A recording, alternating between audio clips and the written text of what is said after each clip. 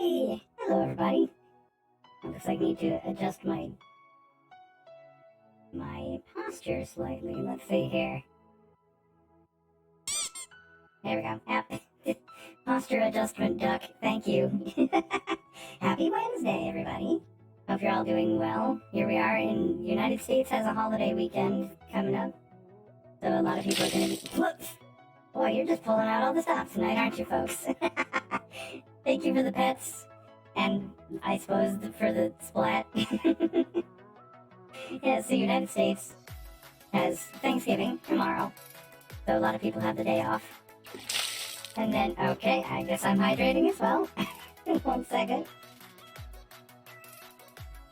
Get a sip. There we go. Hello. Hi, Spooky and Anomaly and Madame Prez. Good to see you here. So, Madame Prez, this is going to be the first time you've seen this particular type of stream. So, there are certain Wednesdays that happen where I actually collaborate with a very close friend of mine. Yo, hey, Scythe. And we do something what's called No Pressure Washing Wednesdays, where myself and my dear friend IanKeith /Foe, we pressure wash stuff in Power Wash Simulator, and we have a chat and talk about a bunch of stuff. So that's what we're going to be doing today, and it's going to be a good time. I was just waiting for when Foe /IanKeith /Augment is looking to let me know when they're ready to go. They're going to message me when they're ready for me to pop over to that scene of theirs. They're probably just getting set up and doing their thing already. Actually, while I'm at it, before I do that, I'm going to do this. So that you can also follow them. Let me see. Let me make sure that it works here. There it goes. That's the person who's going to be joining me today for our Power Simulator stuff. So, I hope y'all are doing well. Oh, you're actually playing Power Wash Simulator right now? Perfect! You can clean stuff right along with us. It's going to be awesome. Perfect. Get to clean the grime right along with us. Excellent, excellent. And then once we swatch, the word switch and the word swap ended up with the word swatch, and that's not the word that I was looking to say. We will switch over, and then once I do switch over, I'm going to change the music to something that's more chill, because it's definitely a power wash and chill kind of a thing. A little more on the relaxed side. Yes, and in this case, the draw in the grime redeem is valid, so when we're playing Power Wash Simulator, you can redeem that, and I will draw in the dirt, whatever it is that we are attempting to clean. I cannot guarantee that it's going to stay there for a long time, but I will definitely make that drawing.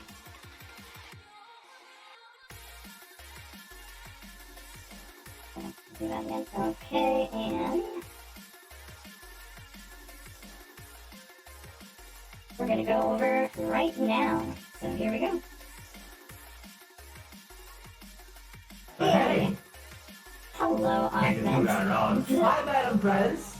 Welcome on in. Got yet another. And say hello to me. Just turn down my pretzel here. And then I'm going to switch it to a chill station. Beep is deciding on music. Yes. Just super quick here, just for my side of here. I'm just going to go to the chill station and call that good. Madam Prez, thank you as well for the follow. Goodness, you shouted me out, didn't you? I did shout you out. I did. I used that fancy new shout out function so that people can check you out too. Just in case, I'll throw one out there too. Cool. Hey everybody, this is Augment, otherwise known as IanKeith. That's the person that you just saw me shout out. And we do this No Pressure Washing Wednesday thing every now and then when we both have schedules that align so that we can do such a thing. How is the audio, by the way? Is everyone able to hear Augment okay? I'm actually noticing that your audio is kind of coming doubled for whatever reason. Really? I think that's Do you have desktop muted? no, because that's where the music was coming from. I didn't create a separate audio source. That's why, because I'm coming from desktop too.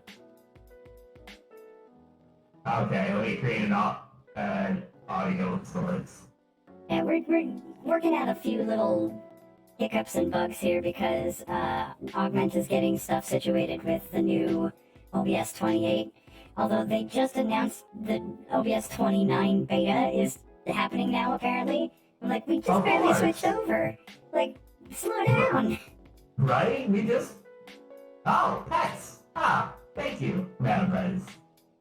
Augment is a bit lower. Yeah, let me see if I can lower myself down, because I can't turn Augment up any further than I already have them. Sorry. This evens it out. What I could do is if I did something with a compressor, but I'm just going to turn myself down a little bit so that it evens it out. It looks like... I think the audio on my side is working alright. I have to turn Am I no longer doubled? No longer double beep? for myself. Yeah, no, I've undoubled you by remembering to add a VLC source. Got it. Perfect. Yeah, I just turn off my desktop stuff entirely, and I just use the audio sources for individual stuff. That's an actually good idea, and I'll get around to doing that in more of my scenes. Yes. But like, Now I'm gonna get us set up with our thing here. What do we want to power wash? There's one thing I've realized: desktop audio being muted will still cause to be muted, and that is oh no, I'm just an idiot.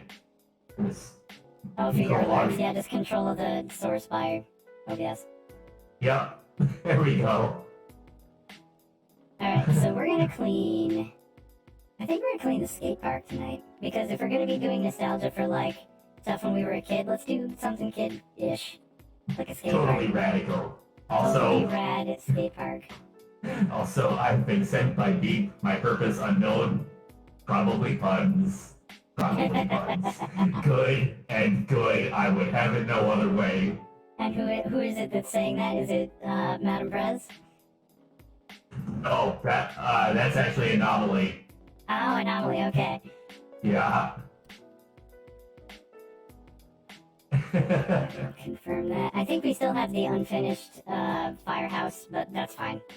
Yeah. I'm gonna do this one instead. We got like 30-something% of that done. Yeah, it was big. I mean, this is also big, but I don't think it'll be quite as, like, fiddly. Ah, thank you for throwing things at me, Madam Prez. Alright, multiplayer mode is on. We're gonna invite a friend. Did I end up as offline on my team again, like it seems to like to do? Sure did. Let me fix that. Okay. We Invite are ready, friend. we are legion. Oh no. They have all come Yes. to send puns to me, I guess. Good. I hope so. Yeah, the site that asked me... Ooh, thank you for the pets. I missed that. Sorry. I was fixing my team stuff. You should have gotten an invite. Did you get an invite? Yes, I'm loading dirt. Okay. Loading dirt. There we are. Just get myself out of that menu. There you are. Hello. Hello! Perfect. Excellent. You started things Everything off is as you it should be. Yes. Bat. Lightly Yes. battering each other with water. And off-stream site that asked me earlier if I was going to use Tweet Fizzle today, like a turkey, for Thanksgiving. Oh. I'm like, no, just plain old beef for today. Would have been a good idea. I know, and I technically could still swap over, but I'd have to like fiddle and rearrange some stuff. But I think this is gonna be fine. Oh yeah. So let's get cleaning and chatting. So today we've got subject matter that's a nostalgic kind of thing. When we were brainstorming about what to talk about, we ended up deciding on TV shows. TV shows that you used to watch when you were younger. They might be TV shows that still exist now. They might be TV shows that they're not on the air anymore. Just sort of like thinking about stuff that you used to watch and used to enjoy back when you were younger. Whether it was when you were a kid, a teenager, early 20s, like I don't know how old you all may be, but like earlier days in your life. I mean, The stuff you remember watching, Yeah, whether it's or not something anybody else, nostalgic for watting back in the day. whether or not anybody else remembers it. Yes. So I'm gonna start it off. I'm gonna just jump right in. Yes, we are Yes. unbottling the nostalgia. So what we're gonna do, I'm gonna start off, because I got reminded of it today, by Ed the Collie. Ed, who is a fantastic artist that I follow and have talked to a couple of times. Thank you for the splat. Excellent. And That's how we stay on topic reminded me here. of MST3K. Specifically, Turkey Day. The Turkey Day marathon, yeah. being that it's Thanksgiving. And I'm sure that a lot of you have probably heard of Mystery Science Theater 3000, otherwise known as MST3K.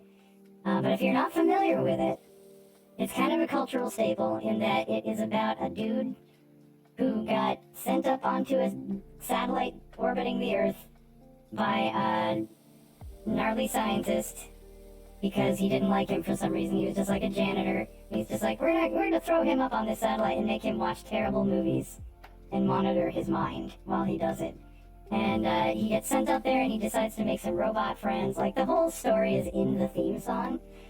But yeah, like, this guy gets sent up onto this satellite and he makes some robot pals and they watch terrible movies and they make commentary and jokes and quips and stuff, and it is absolutely hilarious. Absolutely the funniest thing ever. And if you're worried about any of the science stuff, you should really just relax. Yeah, you should really just relax.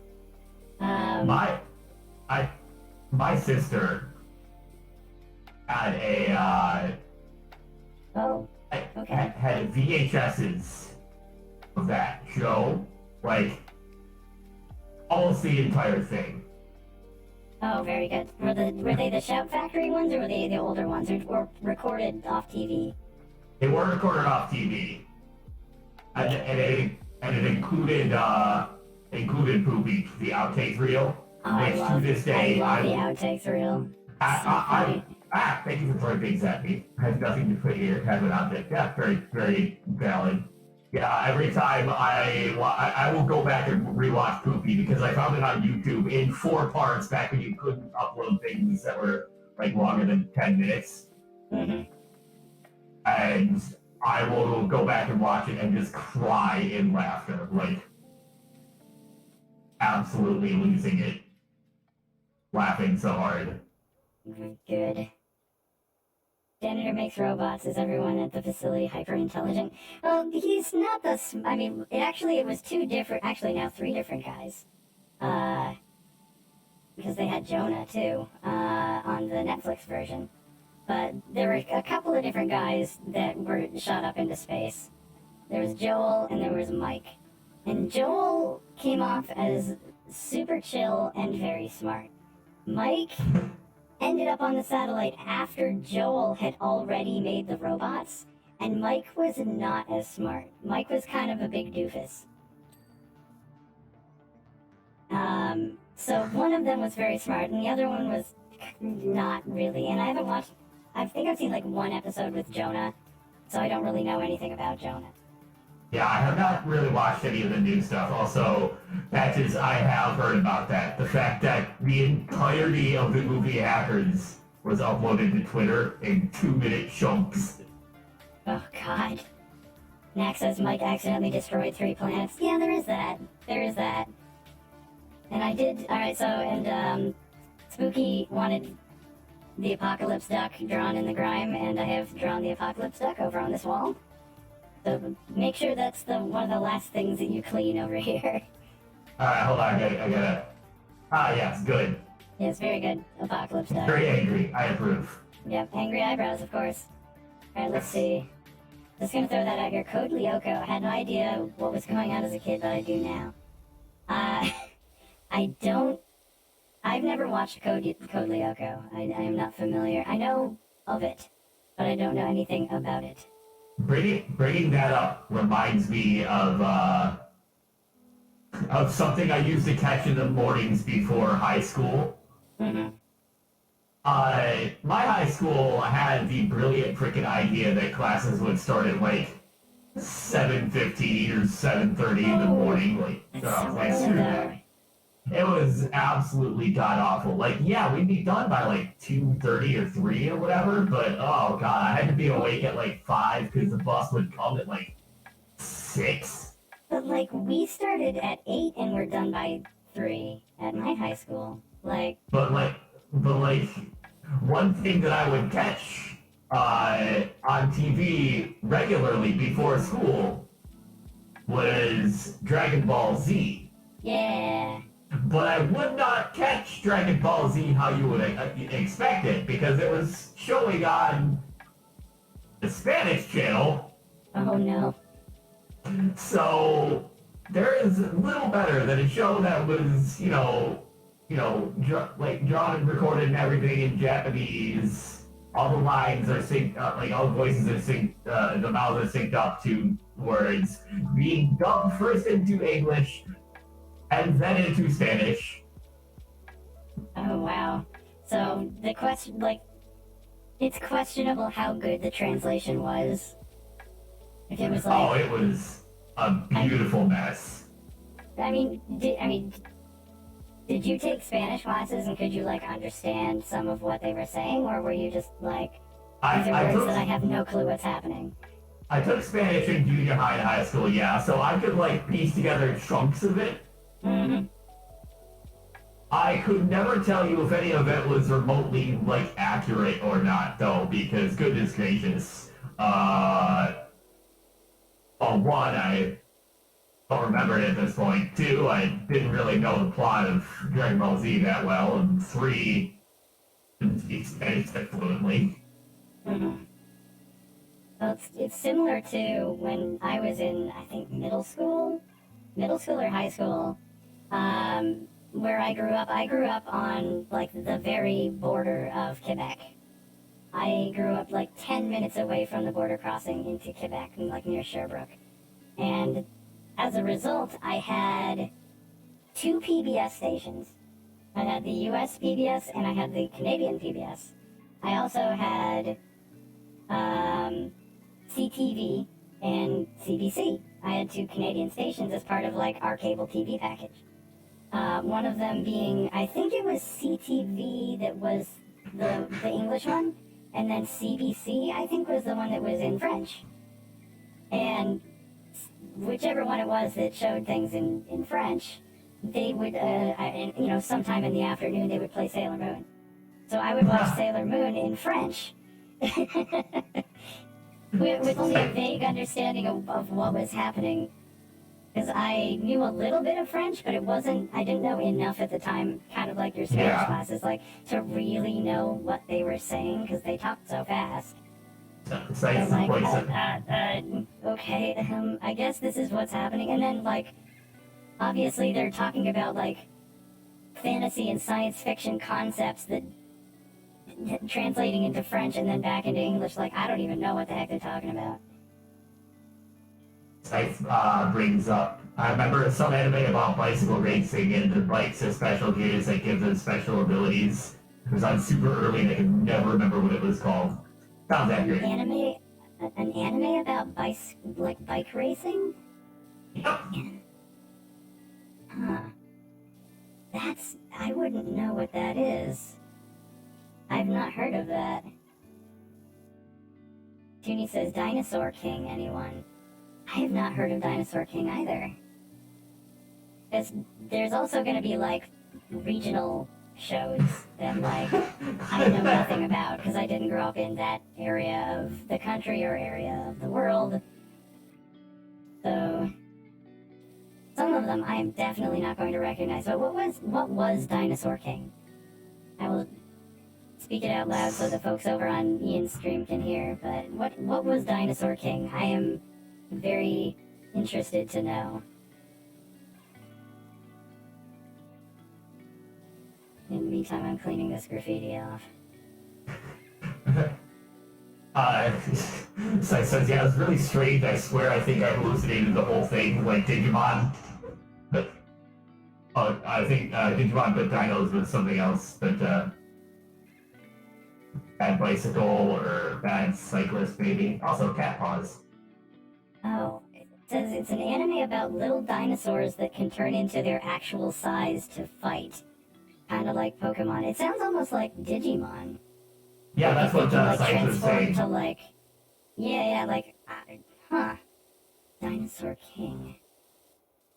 Yeah, I'm gonna super quick. I'm just gonna pop open a web browser and look it up. Dinosaur King. I have a feeling this will happen multiple times Yeah, it's totally in going to. today's podcast. Dinosaur King anime. Yes. All right, it's got a wiki. Of course it does. It probably has like really bad Game Boy Color games too, if I had to guess. Let's see, how would I pronounce this? Kingu di Kitsu Adobenta. It was storyboarded like a knockoff Pokemon episode. Even had knockoff Team Rocket. Oh god, it was like a hybrid of like 3D animated and anime, kind of. Oh, that's weird. Jetix. I do not remember Oh, Jetix. the little versions are so cute. Like, I can't really show it on stream, but like, the tiny versions of them are really cute. And it looks very Digimon. It looks extremely Digimon. It was probably one of those things where, Oh, like, Digimon existed, and then they're like, oh, we gotta capitalize on the genre, so here's this. For kids. Right. Oh, for kids. Oh, for kids. And their translations of things like Brock on Pokemon loving donuts. That were clearly onigiri. I will never get tired of that. I don't care what anyone says. Donuts. Jelly donuts, baby. Jelly donuts, yep. Jelly donuts made with rice and seaweed. Yep. That's how I everyone's love my favorite. jelly donuts, with rice and seaweed. And yes! I remember that once. A frying pan can also be a drying pan.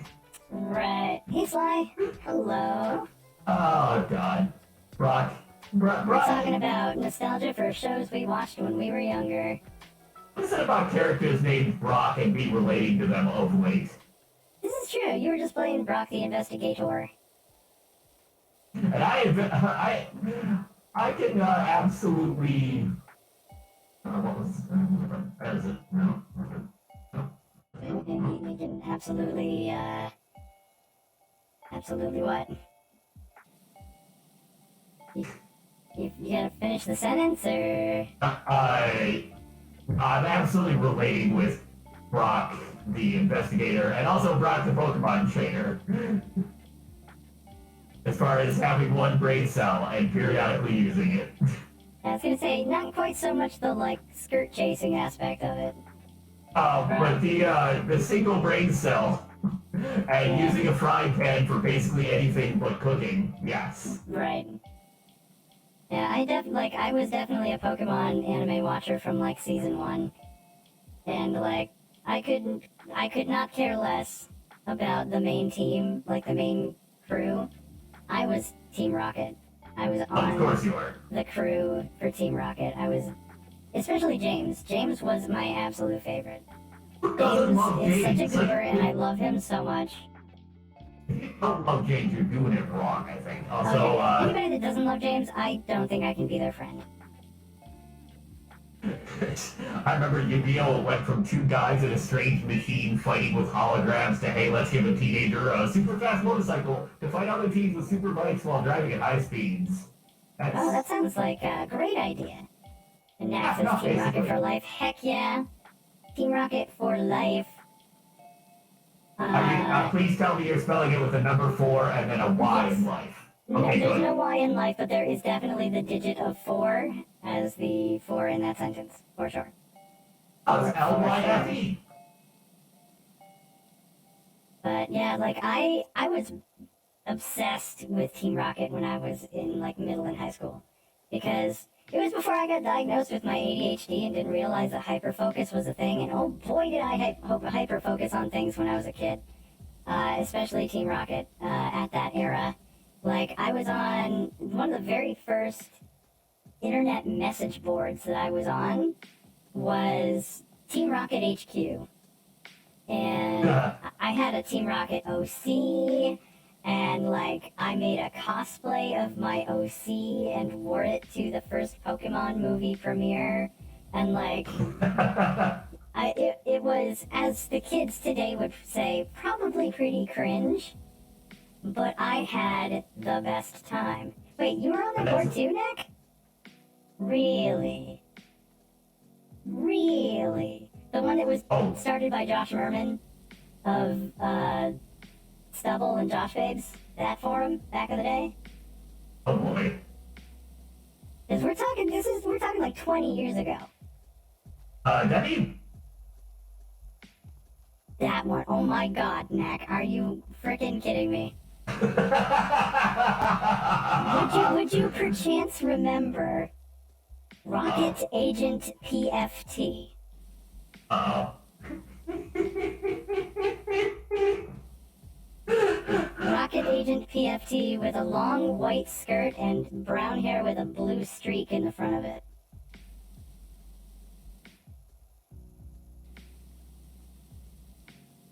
I'm trying to remember some of the other people that were on that board. Like, I remember Shadowcat, I think, was somebody who was on there. There was... Oh, God, I don't remember, like, half the stuff that was on there. Yeah, unfortunately, I don't remember what my username was, so not ringing any bells. Ah, that's too bad. But still, that's so heckin' wild. Like, a message board from, like, nearly 25 years ago, and like, oh yeah, I was there too. What? Yeah, that's crazy. That is highly entertaining. That's what we come for here on No Pressure Watching Wednesday, is didn't see that coming. Yeah, wow. I didn't see, talking about obscure nostalgic stuff, I didn't think anyone would know about that message board. Oh my god, Scythe. Oh my god, Scythe. I remember watching Bleach in middle school on a tiny 128 by 128 screen on an MP3 player with half the video corrupted. Oh god, yeah, that was the vibe back then. You would get them off of like Kazaa or LimeWire, and like, you got what it was whatever you could get. I think I still have, I may still have a Napster shirt. I don't know if it's falling apart right now. Wow. Oh, okay. It was, to try to draw a shark, or shork rather. All right, let's see if I can draw a shork. It's probably not going to be great, but we'll try it. Also, big shout outs on all of those platforms to the sheer number of songs Weird Al wrote. Oh yeah, the quote unquote Weird Al songs. The thousands upon thousands of songs attributed to Weird Al. Yeah, that were definitely by Weird Al. Totally, absolutely, for sure. Yes, because Weird Al does swear a lot. Right. Does a shark have a fin on the bottom? It can. Your shark. Does a shark have a fin on the bottom? Oh god, pound puppies. I don't know. Admittedly, not like the show. Do sharks have a fin on the bottom? It's fine. Resident shark. Yes, resident shark, please help. Do shark have fin bottom on? Fin bottom on. Good job, Beep. Define fin. Belly here, where I am pointing with thing. Does have fin on here? I know that they got fins over here. Scythe, I'm gonna give you a resounding no on that one. Scythe asks, not a cartoon, but anyone remember the old Arby's Ranch Tooth commercials? Okay, so they do. It's like, there we go. It's a shark. Ta-da! Do you want it to have angry shark? Or happy shark? Oh god, Madam Prez remembers the Arby's Tooth commercials. Arby's? Wait, Arby's? Like the restaurant? Yes. Apparently they had commercials with just a tooth and a cowboy hat that goes around saying, Ranch! What the heck? I don't know. Okay, alright, well, anyway, there's a shark.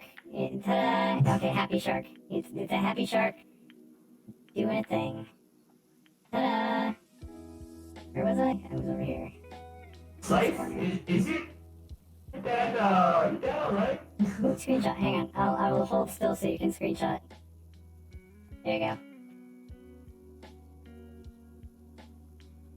Oh, yes, By he's the way, fine. if Okay. anybody's not aware, and this was something that I just barely learned within the past year, Windows Shift S will make it so you can take a screenshot where you can like drag your mouse to like just take a screenshot of that piece of the screen. Oh, I spam that constantly. Yeah, like Windows Shift S was like an epiphany when I learned about it. I'm like, that's so much better than hitting print screen and pasting into Paint. Because it would like pop up a little thing where it'll just like, if you click on the notification that comes up, it'll just open it up in like the Windows picture viewer and you can save it. Like, and even mark it up. I love that. It's kind of like it's like the successor to the snip tool. Like it doesn't open a separate program, it just does it as part of Windows. It is about your old commercials. I didn't get him. Damn, look at them clean walls. I couldn't. I want to erase the cool S, but it's right there. Yeah, I feel bad about getting rid of the actual, like, graffiti. Yeah, because, like, some of it's pretty cool. Like the cool S. Like, why would I get rid of the cool S? I'm just going to leave it up there. I remember you doing this on your stream, in fact. It's just like leaving it to the last minute so that I don't have to do it until the end. Exactly, and you kept like trying to shave off bits of it. And leave as much cool S. Like cleaned everything that I possibly could that was not it, so that the game would do it itself once with the autocomplete, so that I couldn't claim that I was the one that got rid of the cool graffiti. Yeah, you can play this co-op. Technically I can have up to 6 players in at the same time when I'm doing the free play mode like this.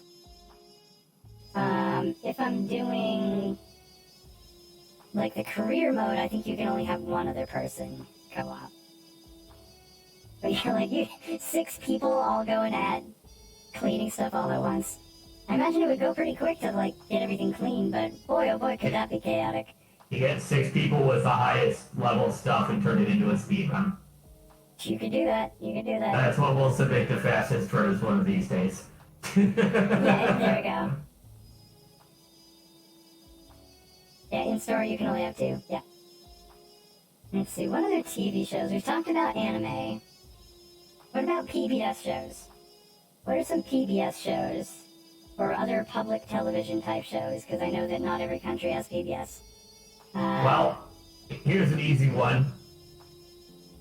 Oh god, Cyber Chase, that's an interesting choice. I was gonna offer up the classic fate of Zaboomafoo. Zaboomafoo? Yeah. Oh no, I got the shark tail. Whoops. Sorry, shark. Zaboomafoo. I can't remember if I watched Zaboomafoo or not. Deek. Zaboomafoo was this show about like a lot of different like wild animals and stuff. And it had this little like white and black striped critter that was Zaboomafoo. That was kind of like the show mascot. He was a puppet, but it's also live action. Was that like the little lemur guy? Yeah. Was that? Okay, yeah. It was like the striped tail lemur. I know the character, but I don't think I ever watched the show. Patches is in my chat calling Bear from Bear in the Big Blue House a cutie. Yes. Very good. So it's similar to Zaboomafoo. There's one that I can't remember if it was a Canadian show or if it was on like regular PBS, but there was a show called Under the Umbrella Tree. It was either I PBS remember that. or it was like maybe Nick Jr. But like Under the Umbrella Tree had like a blue jay and a chameleon, I think. That was that one. And it's like the two, it was like a blue jay and a chameleon and like a something else. Like some other critter, like maybe a rodent of some kind, I think. And they lived with some lady who had like this plant, which was the umbrella tree. I remember of the show. I'm just blanking the details so hard. Between the Lions. I remember that one as well. Yeah, that. I did not watch that one. I think that was after I had moved on to like stuff that was more for older kids. More entertainment, less edutainment. Yeah. That, and I'm probably like older slightly on average than some of the folks in the chat. Some of the stuff will be like off by a slight bit. Our brains stuck in like 1993. Oh god no. Remember, Pokemon didn't even start until like 96. I know, but reboot. Scythe, are you thinking of reboot? Reboot. Early era of 3D animation technology. Yeah. Oh man, reboot was hard to watch for me. And it was so like almost uncanny valley. Oh, just like the more human looking characters were a little too, uncanny valley. And Mac, considering the fact we were both on TRHQ, I would agree with you that we're probably pretty close in age. Although I will say that reminds me, somebody I follow on Twitter, made this like TV station you could watch online. It's like just a URL you'd go to, and they would have like some old commercials and stuff, and then just show old shows, and just have like DS9 reboot. I think I know what you're talking about. Is it? Oh, where is it? I thought I had a link to it too. Retro Fox TV? Yes. Retro Fox, yes. I have a bookmark for that too. I haven't touched it in a while, but I do know of Retro Fox TV. I would turn it on and just leave it on while like playing Tetris and doing other stuff, just because like I am determined to do this the wrong way. Actually, I remember being legit scared of Courage as a kid. Like Courage the Cowardly Dog, or better. Let's see. Is it still working? Does it still work is the question. It does, okay.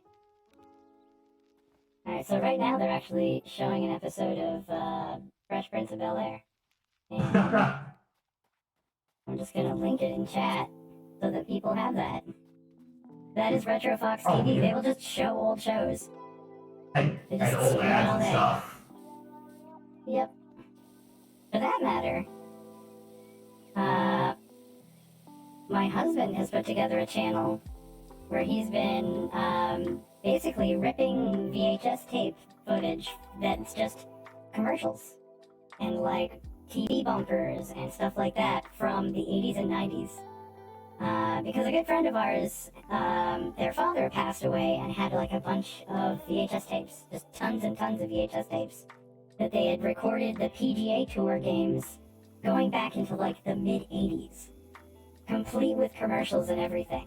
So, he's just been going through these tapes. The friend gave these to my husband, and my husband has been going through these tapes and just pulling old commercials, like car commercials, computer commercials, and stuff from like 1985 through 97, or like there's a whole bunch of cool old stuff that he's been able to find on there, including a piece of lost media, which is fascinating. The piece of lost media that he was able to track down was a crossover episode between Everybody Loves Raymond and Cosby. Oh God. Yeah. Oh my God. This piece of media, this episode, like nobody knew where any of the tapes were. Like the original tapes are gone, nobody had any recordings of it, but he happened to have a tape, like the friend's dad happened to have a tape of this with this on it, it's not in great condition, but it was there. So this piece of lost media is found now. So that is pretty heckin' cool. You can say what you will about Cosby, but still, like, it's pretty neat that such a thing is, you know, it is back in existence. Also, Scythe, I will point. Well, one, yes, I knew about the Bubsy cartoon, but I will have my own rants about Bubsy in due time. Also, two, talking about how the X-Files theme terrified you. Don't worry, when I was a teeny youngin', there was one piece of music on TV that was guaranteed to terrify me, and it is much dumber a thing to be terrified about than the X-Files theme song. I watched a lot of Price is Right as a kid, because who doesn't? Of course. If you're homesick from school, you watch The Price is Right. It's just a fact. It's what you do. But one game in particular was guaranteed to freak me out every time. The cliffhanger game, where you're climbing up the cliff and you gotta not like be off by so many dollars, you fall off the damn cliff. Yodeling the yodel song for that? That scared you? Yes. Because it would inevitably lead to the dude falling off the cliff and all the loud sound effects and stuff. Oh, wow. So it like Pavloved me into being terrified of the song for a while. So we can't bring you to Oktoberfest, because if anybody yodels, you're just gonna lose it. I'm fine now! Everything's fine! Shut up! Alright, so note to self, don't bring foe to the German section of Epcot. Got it. You've already been there! Oh, that's right. You were probably pretty it's not probably. I was already quite drunk. Yeah, we like the first time that we brought Foe to Epcot, because we live in Florida, and they had just moved to the Orlando area, and we went to Epcot and decided that we were going to do the whole drink around the world thing, which I only participated in partially because I was going to be driving. Yes, Patches. And Ian/Foe/Augment, I don't know what to refer to you as here. You have 80,000 names. I'm sorry. They drank many. We hit all 11 countries. I think it was 11. Yes, there was many drinking. It started out with beers in Canada and finished with me and Beef's husband loudly screaming about which Duck was our boyfriend after having shots of Milagro Silver. Yes. Anyway, we should probably go back to talking about TV, right? Not you drunk in Epcot. Listen. So you were scared this is literally how all these episodes go. Song. Wow. Okay. But who was it that said that it was the theme song for the X-Files that freaked them out? Yeah, that was Scythe. Oh, that was Scythe. Okay. I was going to point out. It was pretty creepy.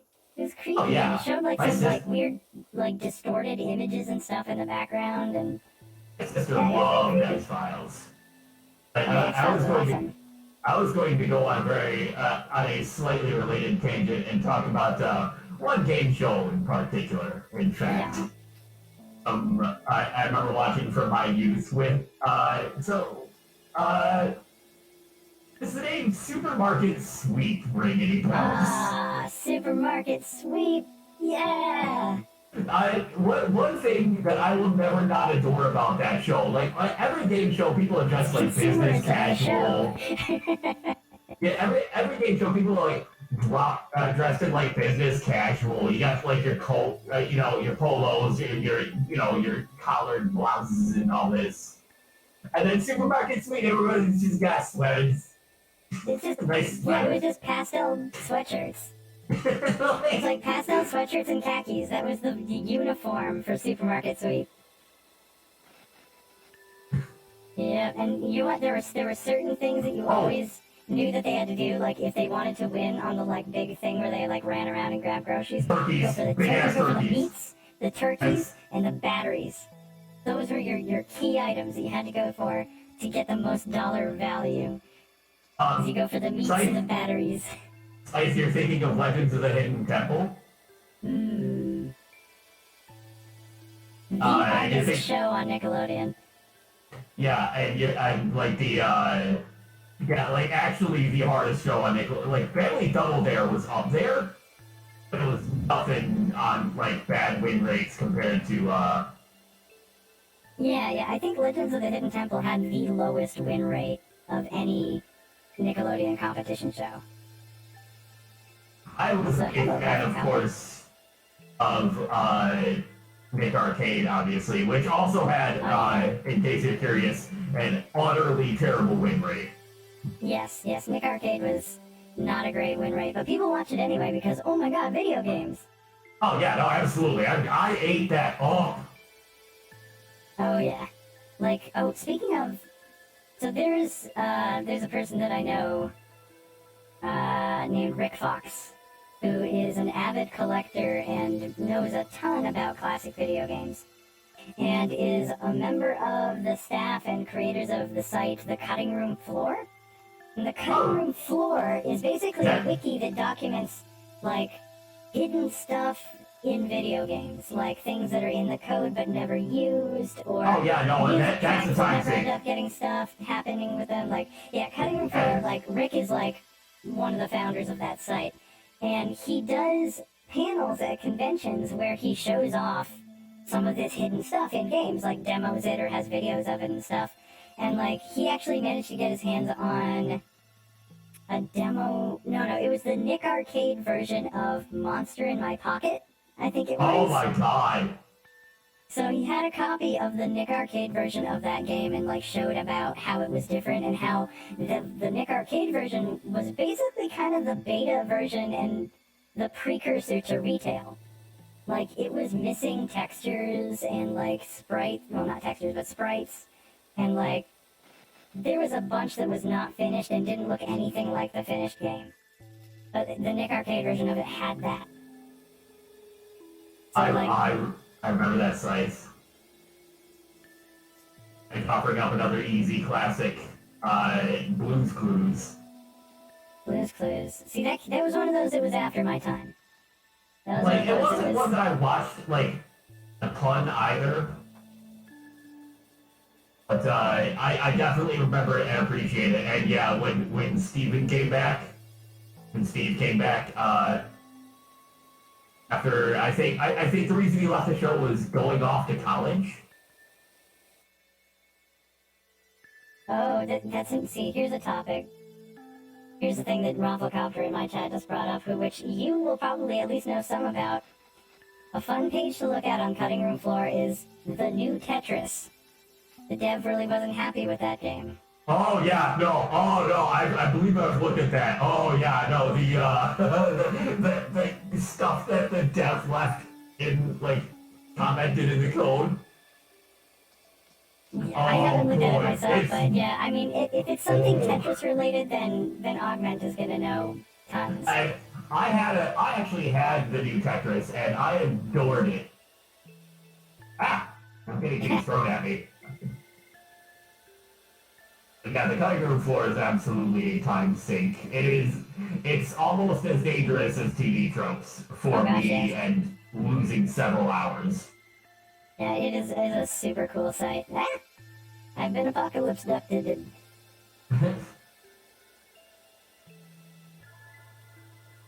This chill music is more like hunting down a creepy hallway. I'm gonna switch the songs here. What is this? I'm gonna change the station. Maybe not chill. Let's go with lo-fi. Weird McDonald's cartoons on VHS. You've reminded me of something entirely different, Scythe. Because I'm blanking on I'm sure I've seen it before, but I'm drawing a blank on it. But I'm remembering VHSs that I had. That was like promo stuff for the Nintendo 64 before it came out. Oh, promo VHSs? Probably Yeah. like stuff that they would have playing like at Sears or something. Well, this is, I think this is stuff that I got, like, because I was a Nintendo Power subscriber. Ah, gotcha. And, like... I don't remember or play It- Pop Tropica? Pop Tropica. Yeah, I was blanking on that one, too. I was thinking of Star Tropics. That made me think of Star Tropics for whatever reason. Yeah, that's the first thing that I thought of. Pop Tropica. What is Pop Tropica? Tell me more. Would like to know. Would you like to know more? Postopia Flash games? not Oh, like Postopia. Post, that came in Post serials, like, oh, yeah. If I remember, if it's what I'm thinking of. I only vaguely remember, but I remember there were games associated with, like, serial. You could play on different islands with your avatar. Pour one out for Mini Clip. I mean, pour one out for Flash in general. Yeah, pour one out for Flash. Rip Flash. All the Flash games that we used to play back in the day. All the Easter Flash eggs. movies that we And, used to watch, for that matter. yeah. Like, it's a good thing a lot of this stuff is archived on YouTube. And, like, All of the adaptations. oh yeah, all of that. I mean, all of the animations that were done for Group X. Yep. Neopets. Yeah, Neopets is still going, Oh though. yeah, Neopets is still a thing. They switched over to HTML5, so it's not Flash anymore. You can still do everything you need to on that site. Not that I haven't touched it in years, but I know it still exists. That's the problem where I would be on it for like a few days and then get distracted, with whatever and come back and everybody's starving and super sad and I'm like, well, Yeah. I don't have the resources, nor If the... your pets ever like died in that game, all of mine would be just desiccated Oh, yeah. skeletons by now. None of mine would have lasted long, and which is why, I wasn't particularly good with Tamagotchi either. Yeah. I had a knockoff Tamagotchi. I don't think it even had a brand. It was like sold on the counter at like Fashion Bug, and I was with my mom while she was clothes shopping, and I saw it, and I'm like, oh cool, it's one of those. And she's like, I think it was like $5, and she's like, here, you can have this one. I'm like, yay, cool. And it was just like a dinosaur, I think. It was only had the one thing you could do with it. Fashion Bug, yeah. I don't even know if Fashion Bug exists anymore. It used to be in like every shopping center. Maybe stuff like that could have actually gone to plenty of Woolworths. Woolworths, we had Woolworths too. That's the same shopping center as the Fashion Bug, actually. Oh yeah. Do you remember when FYE would have arcades in the back? No, we didn't. The only FYE that we had was in the mall. Yeah. And it didn't have one of those. It didn't have I remember- arcades. I remember being FYE was where I at, would get my VHS tapes of anime, though. it was like the Barnes and Noble of media, of visual and audio media. Yeah, I'm pretty sure they still exist. Whoops, I keep hitting E. I'm pretty sure they still exist. They just, they had to change with the times.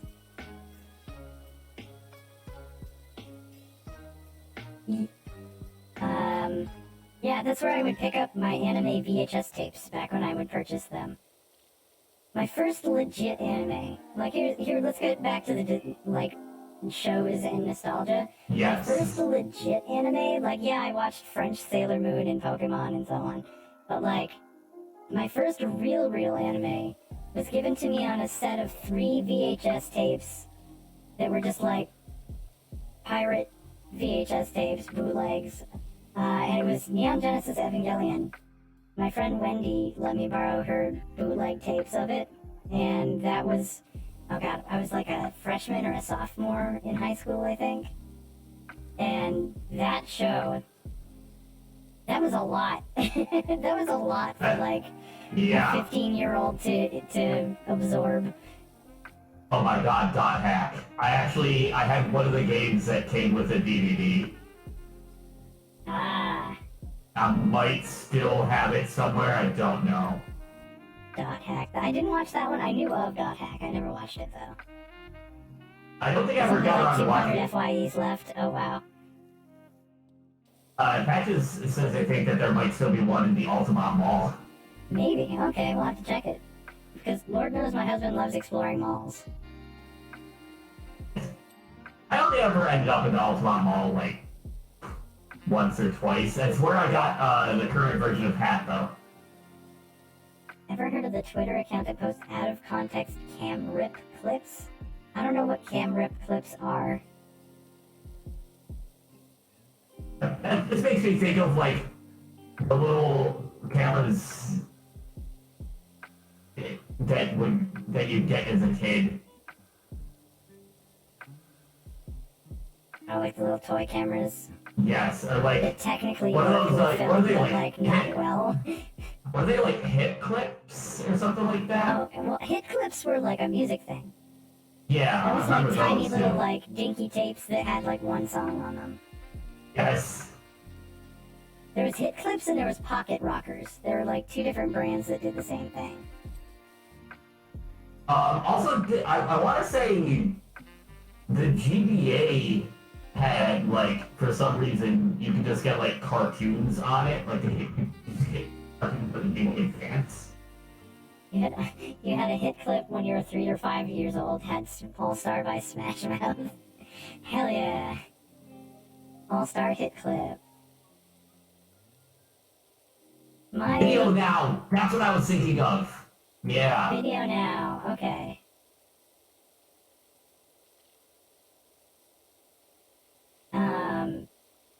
Gosh, TV shows. We briefly, when we were in VR chat the other night, we kind of got started on this conversation of like shows that you remember watching that you wondered if anybody even remembered that they existed. Like Like they one were in like particular. obscure. Like, does anybody even remember this show? Kind of a thing. Because like it always seems like 1 out of every 100 people remembers. Because I watched a lot of WB cartoons. Mm-hmm. Obviously, we watched, well, at least around our time, watched Animaniacs. It's absolutely Right. Like everybody amazing. knew Animaniacs. Everybody knew Tiny Toons. Everyone knew Yeah, Tiny Toon Freakazoid. Adventures. Yeah, slightly less, but still plenty of people knew Freakazoid. The one that always seems to draw blanks that we ever remembers. But I named one of my Pokemon in Scarlet after a character in it is Hysteria. Yes, Hysteria. And that's H-I-S, Hysteria, because it was made to be like kind of an History. entertainment show about history.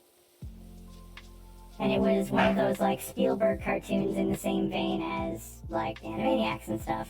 And I remember watching it because Hysteria was on, at least when I watched it, it was like on just before Pokemon.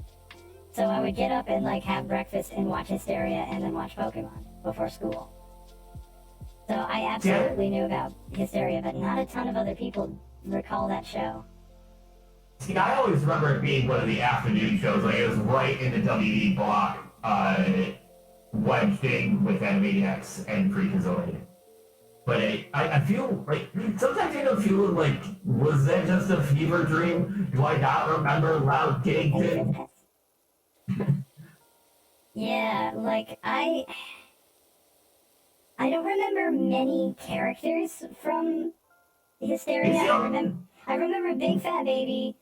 I remember the Father Time, and I remember was it Kid Loudington or something like that? Loud Kiddington. Loud Kiddington. I had it backwards. All right, but Loud Kiddington, the kid that would always yell.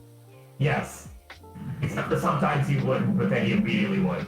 Also, Patches points out Freakazoid is a fever dream manifested in animation, and all I have to say to that is, I got a pull! Good for me!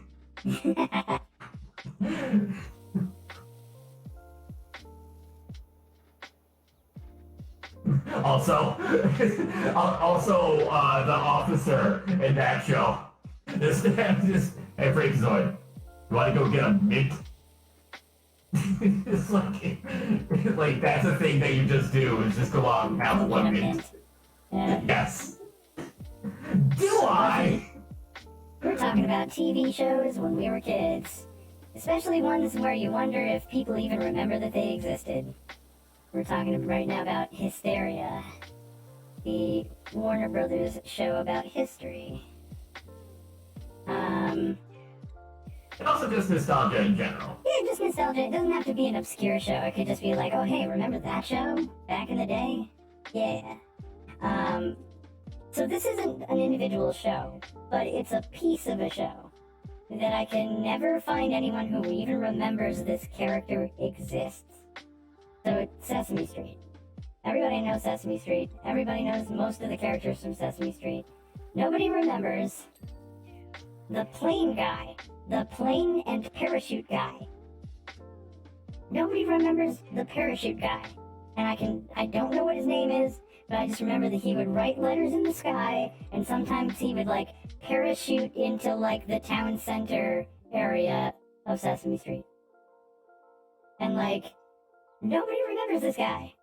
Not a single person that I've talked to remembers who this guy is. The plane and parachute guy from Sesame Street. That might be a character favorite. that nobody knows. Also, I figured out that I can pick up the ladder from a disturbing distance away and set it down a disturbing distance away. Also, Great. Scythe I see you've been asks, practicing your telekinesis. Scythe asks, wasn't he blue? Also, hi, what Wolfie? Wasn't Oh, what? Kubo the parachute guy? No. He looked like a pilot from, like, World War I. He wore, like, the leather hat and the goggles and, like, the scarf. Like, he was very old-timey looking. Scythe was thinking of Grover. Oh, no. Everybody knows Grover. No. I'm not thinking of Super Grover. I'm thinking of, like, this dude was just a dude. He wasn't a Muppet. He was just a guy. Man. He was just a man. Man. He's not a Muppet, he's a man. Skydive Sal? That doesn't sound familiar.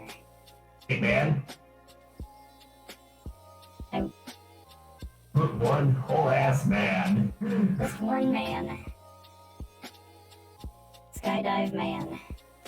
I don't know if he was even so much skydive, like he was a pilot, and like he sometimes, like when he would show up, he'd parachute in. Skydivesman. Skydivesman, yeah, that's it. That sounds like that sounds like a meteorologist's name. I'm Skydivesman with your weekly forecast. Alphabet Bates. Oh, that sounds familiar. Okay, that actually is starting to like poke my brain a little. Alphabet Bates. Skywriter, Alphabet Bates. Never mind, another That's game the show. dude! That's the guy! You found one man? That's the man! His name was Alphabet Bates? Wasn't he French? I thought he was French. You're just watching the French Sesame Street. Alphabet Bates is a skywriter on Sesame Street who, although rarely appearing in person, made his mark with giant letters as he made the sky over Sesame Street. Actual skywriting in segments was done by Cecil Coffin of Sky Advertising.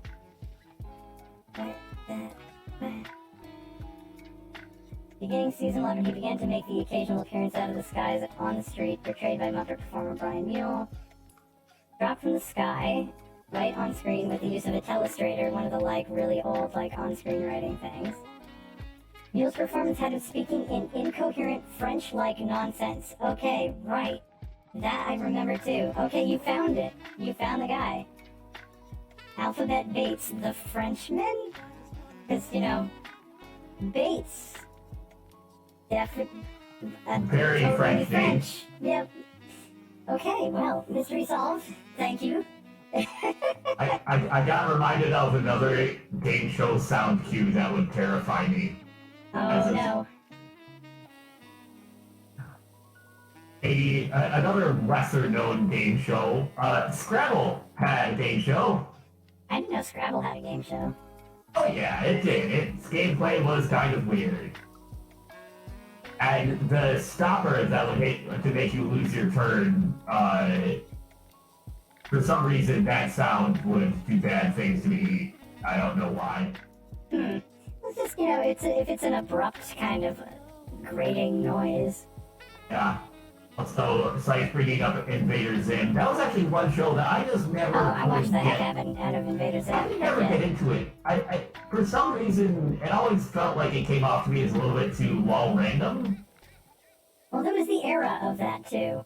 Not only that, but like Nickelodeon kind of took Jonan Vasquez's ideas and like ran them through the like palatable ringer. Yeah. And a lot of it kind of got lost in translation from what he had originally intended to do with it. Which is also another reason why it didn't last very long, is because they butted heads entirely too much. And they're just like, this guy's too annoying to handle, and then canceled the show. Also, Patches, the Wheel of Fortune background noise is literally just a slime whistle.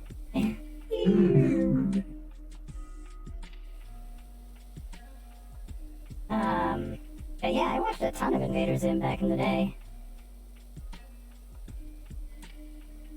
Back in like 2002. I'm just remembering how much Mom likes to watch Nick at Night in the evenings. I saw so much I Love Lucy. Oh, that's like really old classic TV. Yeah, I Nick saw at Night. so It much. became... It spun off onto its own channel, TV Land, eventually, right? Yeah.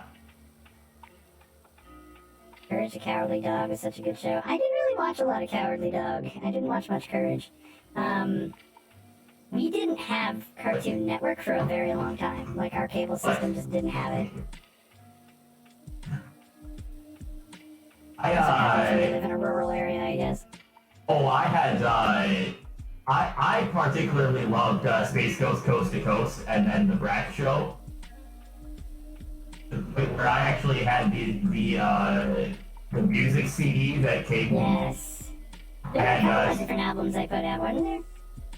I don't know. I had Space Ghost Backyard Barbecue. Yeah, that's the one I know. That's the one with Beans and Don't Touch Me and like a few of those. The Right? Water Song. Yep. I love the Water Song. And I'm on the highway in my big old pickup truck. Where he just can't figure out what the number of the highway that he is on is. Good times. I love that album so much. Brack is precious. Brack is great. Brack was such a fun character. Just like he was kind of a Homestar before Homestar, in a way. Very much so, yeah. But also, you ever watch much of the Brack Show? I did not see the Brack Show. I only saw very few episodes of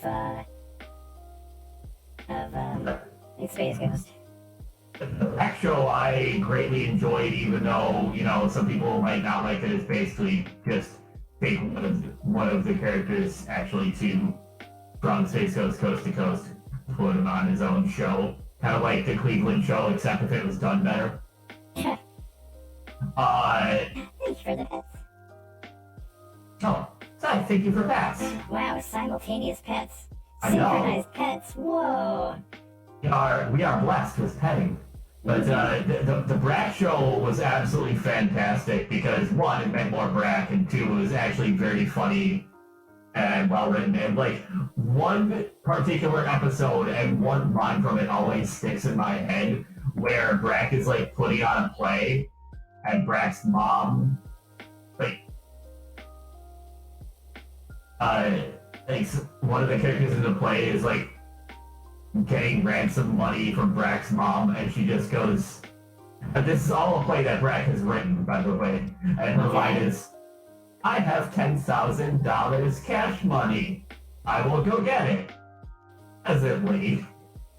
Presently. Very natural dialogue, yes. Yes.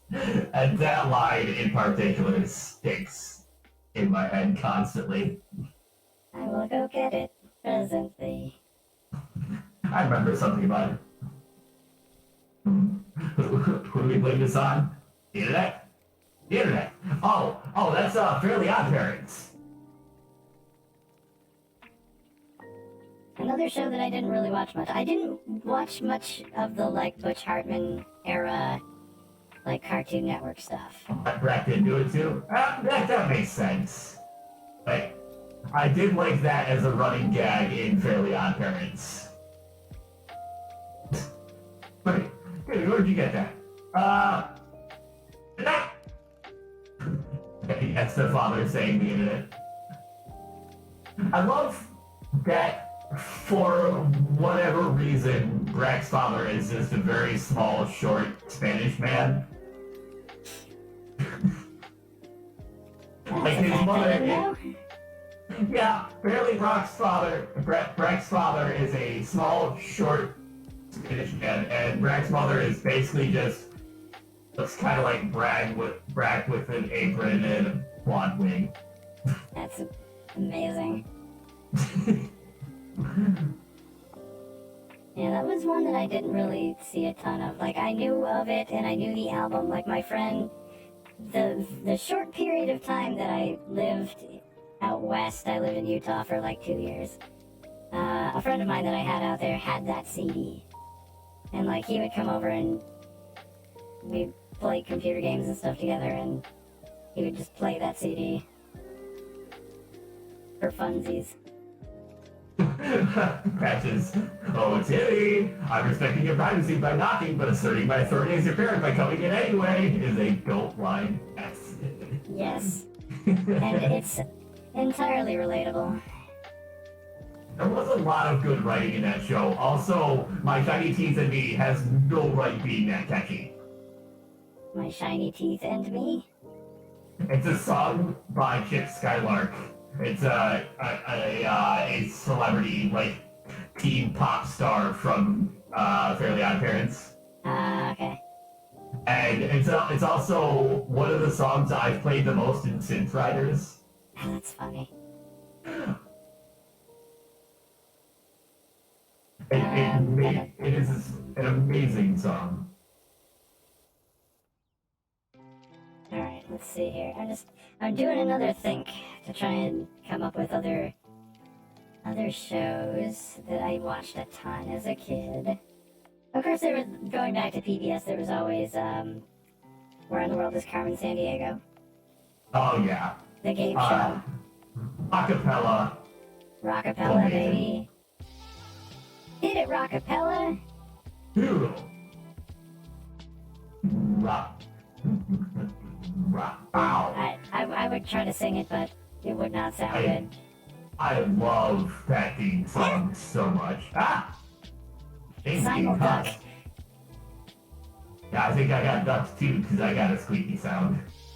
Aha! How did you make it happen so simultaneously?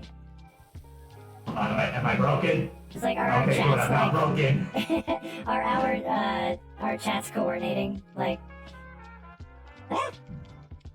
Oh my god, that is a familiar name, Saigawa? what? I don't know why that's coming across as... Saigawa? Yeah. The Chinese cat. Not familiar with that one. For some reason, I feel like I'm remembering it, but it's not something I watched a lot. Oh, Siamese, yeah. Like, it's ringing a bit of a bell, but I don't specifically remember really watching it any. About learning Chinese culture. Interesting. My smooth brain drifted off into Jackie Chan Adventures. Yeah, you know, just learning Chinese culture through Jackie Chan Adventures. Oh, see, Jackie.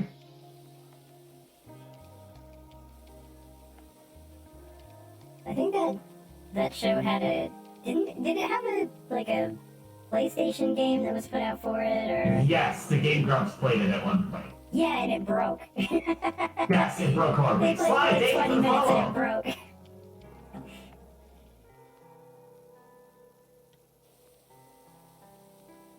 American Dragon Jake Long. That was whoa, holy crap! I just flew up here.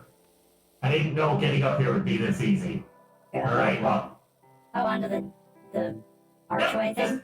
I just ran at it, not expecting it. I went right up it. Yeah, there you go. Yeah, no, just flew right on top of it. Alright, well, here I am now. I wonder, can I do that? Whoa, I never watched. Kind of.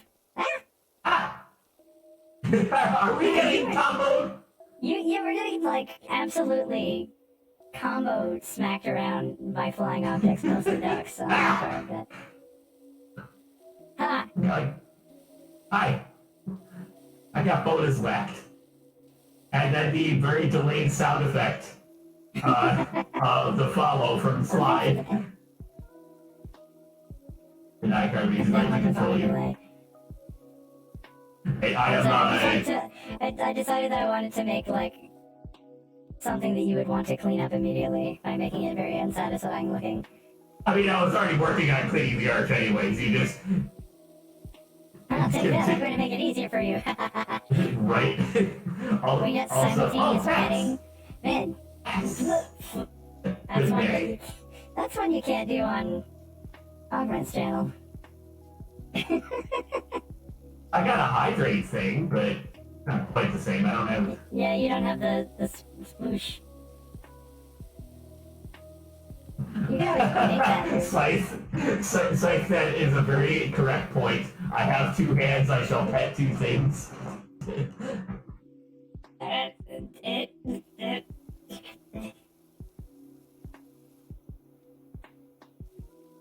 I'm free.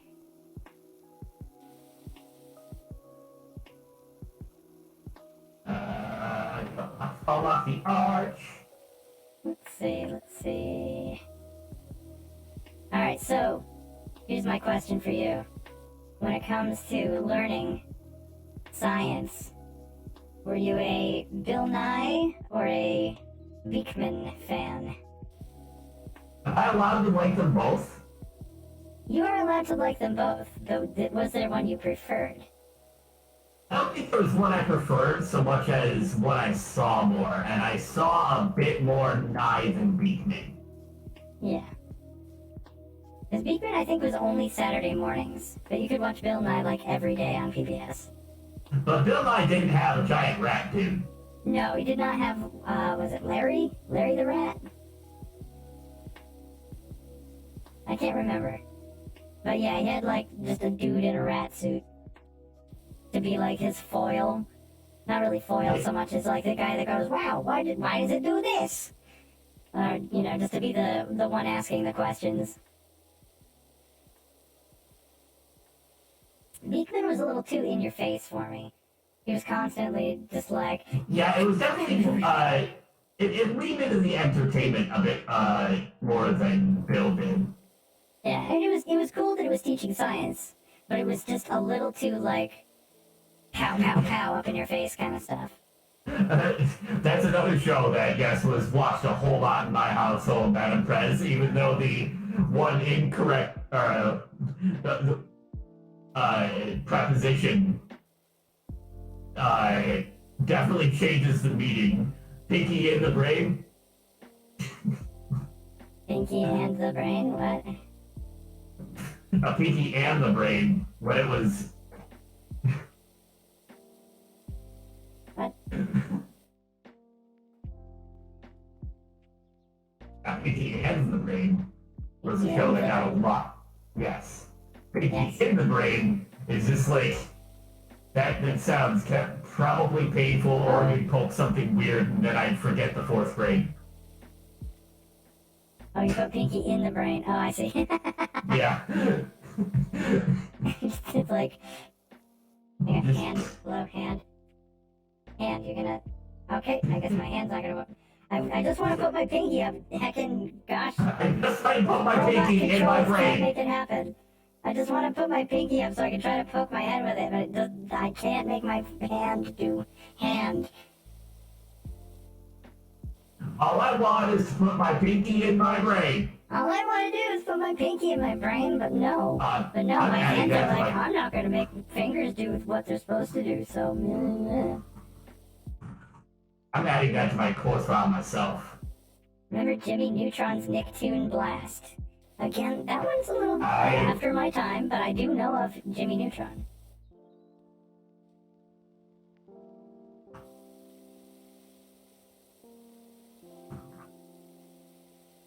Jimmy Neutron was another one of the, like, relatively early, like, 3D animated shows.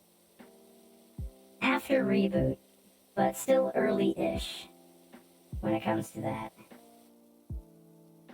With his ice cream cone hair. Yeah. Jimmy Neutron is one I couldn't really, like, watch a lot of. And, oh, hey, Leo, adding more points to the community challenge. Excellent. Oh, that's right. Yeah, everybody vote for, throw what channel points you may have at the community challenge for Augment to add more random stuff to do on their avatar. Like random ridiculous things. Patches, you are on target. As ugly as Reboot, but without the charm. As ugly as Reboot. Oh no. It was like back when 3D animation, like all of the shadows were just gray shadows. Like they didn't have any sort of like environmental influence on the color. It's just like, here is the light side and here is the part that has the gray shadows, and that's 3D. I would say that Neutron wasn't as ugly as Reboot. Like they had sort of learned something about how to do things in 3D, but just not well. Yeah, it hadn't really hit its stride yet. It was kind of I guess you could say it's kind of a pioneer in 3D shows. And then, let's see, also kicking yourself for never seeing Shrek 4D before closure. Oh, are you talking about, like, at Universal? Wasn't that, like, a thing at Universal Studios? Oh geez, Yeah. Leo's got enough points for more art. Ah. Yeah, I did not see... I've only been to Universal a couple of times. I do want to go back eventually at some point. There's just a bunch of rides that I can't do because of my motion sickness sensitivity. Which kind of stinks, but such is life. Like, I can't do whatever that Simpsons ride is, because it's like, you're sitting in a cart, or a car thing, and it's got like a 3D movie that you put the glasses on for, and it like moves around along with whatever you're doing, and it's just so not going to work for me at all. Like, I tried it once and I ended up closing my eyes through the rest of the ride like 2 minutes in. Like, nope, can't do that one. That one makes me queasy. Matter being in the way. Yes, this is how I'm doing the rest of this arc. I remember 5D theater things from like the mid-90s. There was one of those at some place that Mom would take us shopping all the time, and we almost never get to do it, but like a couple of times we did, and it was like also the first time I ever saw the space ice cream before it fully just got called Dippin' Dots. Oh. Have you been playing Pokemon? Pokemon's been fine. Alright, so let me complete the question. Leo asks, I was gonna ask, have you been playing Pokemon? How bad is that for your motion sickness? And, I haven't had any problem with the motion sickness on it. I've been fine. Because it doesn't have any, like, first-person stuff, and, like, I don't rotate the camera a ton. I do. The new Pokemon game has mostly just been hilarious. Like, I have posted at least a good, like, 5 or 6 different screenshots and videos from in-game where things are broken. Things are, like, did you see, I don't know if you saw the tweet that I made where my Lucario fell through the world during a trainer battle? I saw it. Yeah, I know you saw it because I linked you to it, but... Alright, I'll hydrate. Alright. I guess I'm hydrating too, thank you. Delicious. Water. Oh no, I'm out. I've got to get a new one. I'm gonna look real weird for a second here. As I like lean back to where I can get my water bottle here. drink from my pressure washer. I should. I know it's inexcusable, but you love when game models suddenly T-pose. Oh, like in the opening cutscene of Pokemon Violet and Scarlet. I don't know if you spotted that, foe. I don't think I did. So the last frame of the beginning, and this is not spoilers because this is literally the first cutscene of the game. Like, when it's like introducing you to the school, and like, all the teachers are standing there, and then all the kids like run up to them and they're like, oh hey, like just moving around and stuff. When that scene fades out, the last frame before it completely fades, all of the models T-pose.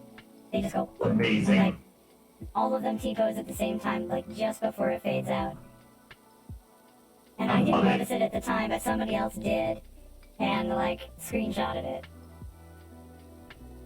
I love it. A lot of people are really trashing on the game, and I get that people are, upset. Like, it obviously could have used a lot more time in the oven. Yeah. But at the same time, I'm just having fun playing the video game. Oh, as am I. It's still inexcusable, but I'm still having fun. I may or may not be lost as hell and struggling to get to where I'm trying to go, but, I also want to try the co-op at some point, so you and I should coordinate and goof around with that at some point too. But yeah, as far as like the game being broken, yes, it's hilarious. But there have been a lot of things that really, beyond just performance issues, there's just stuff about the game that's not good looking. Like the repeating tiling textures on the terrain. It's so distracting. Like, if you look at a cliff face, and you can just see the, like, 360 by 360 pixel tiling pattern that, like, repeats over and over and over again. Oh, Cleo, that's a two-parter, by the way. So if you grab the tweet that's immediately after that one, it's got the sequel to it. Because it gets better. Beyond just the Lucario falling through the ground. I wasn't able to make it a tweet thread because of the way that the Switch works with posting tweets, but if you just grab the very next tweet that I put on my timeline, it's got part 2, which is just as good. The thing that irritates me the most is how quickly everybody goes into low frame rate walking. Oh god, the NPCs, yes. It's like they're barely like a slight distance away from you, and they're like... The first time I caught it, it drove me absolutely off the wall because it was in the classroom, actually. Yeah, that's the notorious classroom scene where everybody goes into like stop motion mode. Yeah, I got the same thing, and I posted that too, like... I think I said something like, why do they all look like they're in an episode of Robot Chicken? I mean, you're not wrong. Look, I tied it back to TV shows somehow. That was a show I watched a lot of. Robot Chicken. Oh yeah. I watched a little bit. I didn't see a ton of it, but I did a bunch. If you want to go with stop motion and claymation and stuff like that, Action League Now, anybody? Action League Now? Oh, like from Nickelodeon, Kablam? Yes. And yeah, with Stinky Diver and Melt. Meltman, Stinky Diver, The Flesh, and what was the girl? I don't remember her name. That's what I was trying to remember. God, it's something girl. Oh god, what was it? What was that last character? Shoot. I don't remember what the last character's name on Action League Now was. I think my favorite was always Stinky Diver because like his only power was just to like dive down toilets.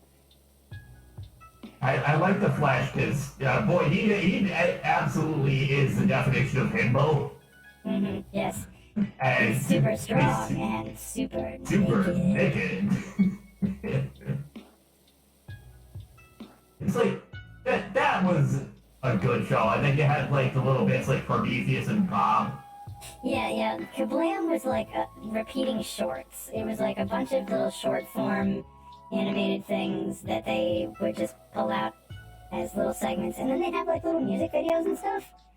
I believe it was on Kablam that they had featured a couple of music videos from a Vermont musician who I had a couple of albums from that is kind of obscure in his own right. Named James Kachalka James Kachalka Superstar. That was what he went by when it was his music, and he did Hockey Monkey, and Pizza Rocket. I think Pizza Rocket was the one that was on Kablam. Those are so 90s names. Oh my god. Yeah, riding in a rocket and I'm looking for pizza, Pizza Rocket, Pizza Rocket. Yeah, also, Johnny Bravo, excellent show. Which show? Johnny Bravo. The what? Johnny Bravo. Johnny Bravo. Okay, for whatever reason, what you were saying wasn't registering as like a name. I was trying to make like words out of it, and like Johnny Bravo. Okay, got it. You're heading off now. All right, see you, Raffle. Have a good night. I'm still waiting for the Johnny Bravo Samurai Jack crossover, right? Isn't. Oh, mama. And the thing is, like, he was kind of like, he was always chasing the ladies, but at the same time, he was always still, like, respectful about it somehow. Like, if they said no, he would still be like, oh, okay. Yeah, it was... He was still about consent, despite the fact that he was constantly chasing the ladies. Like, backhandedly wholesome in a way. Yeah. He tried real hard.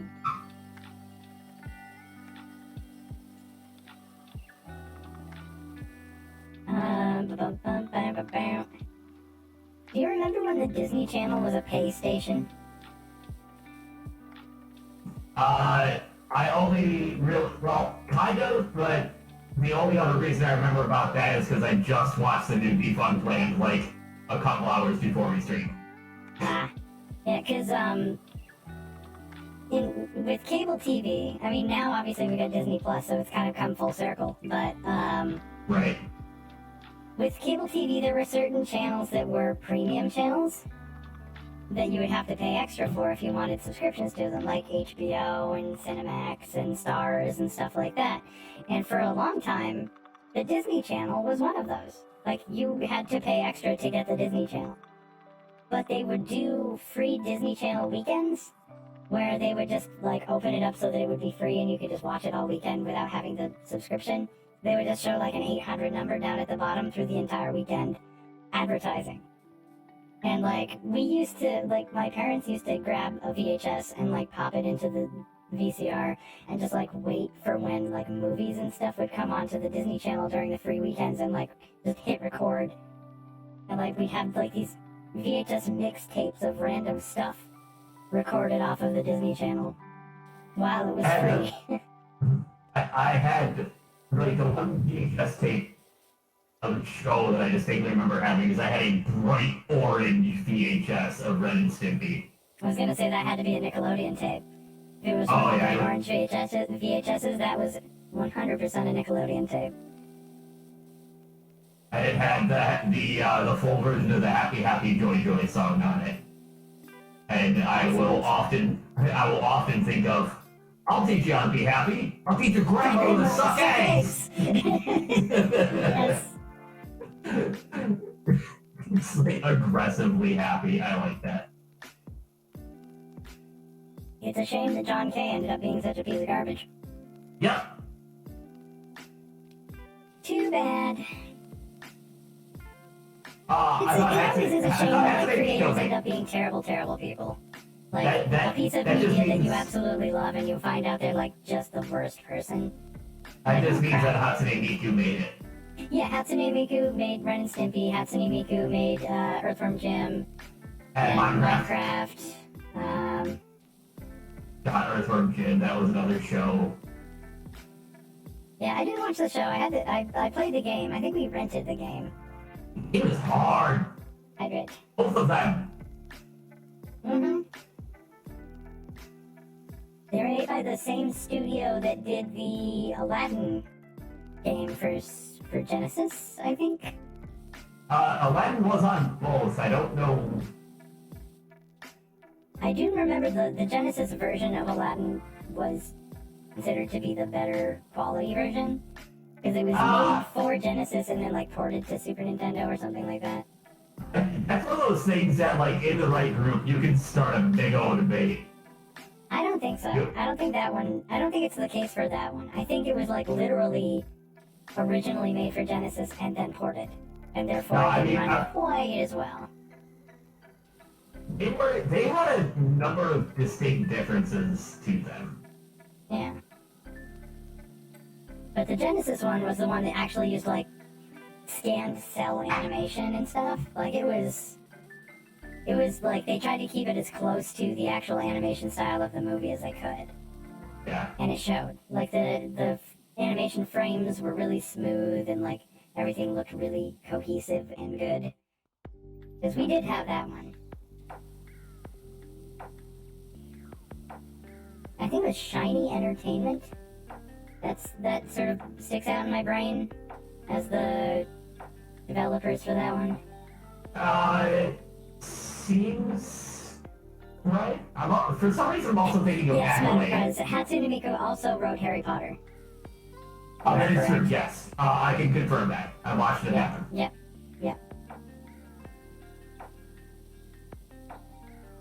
Man, that girl is talented.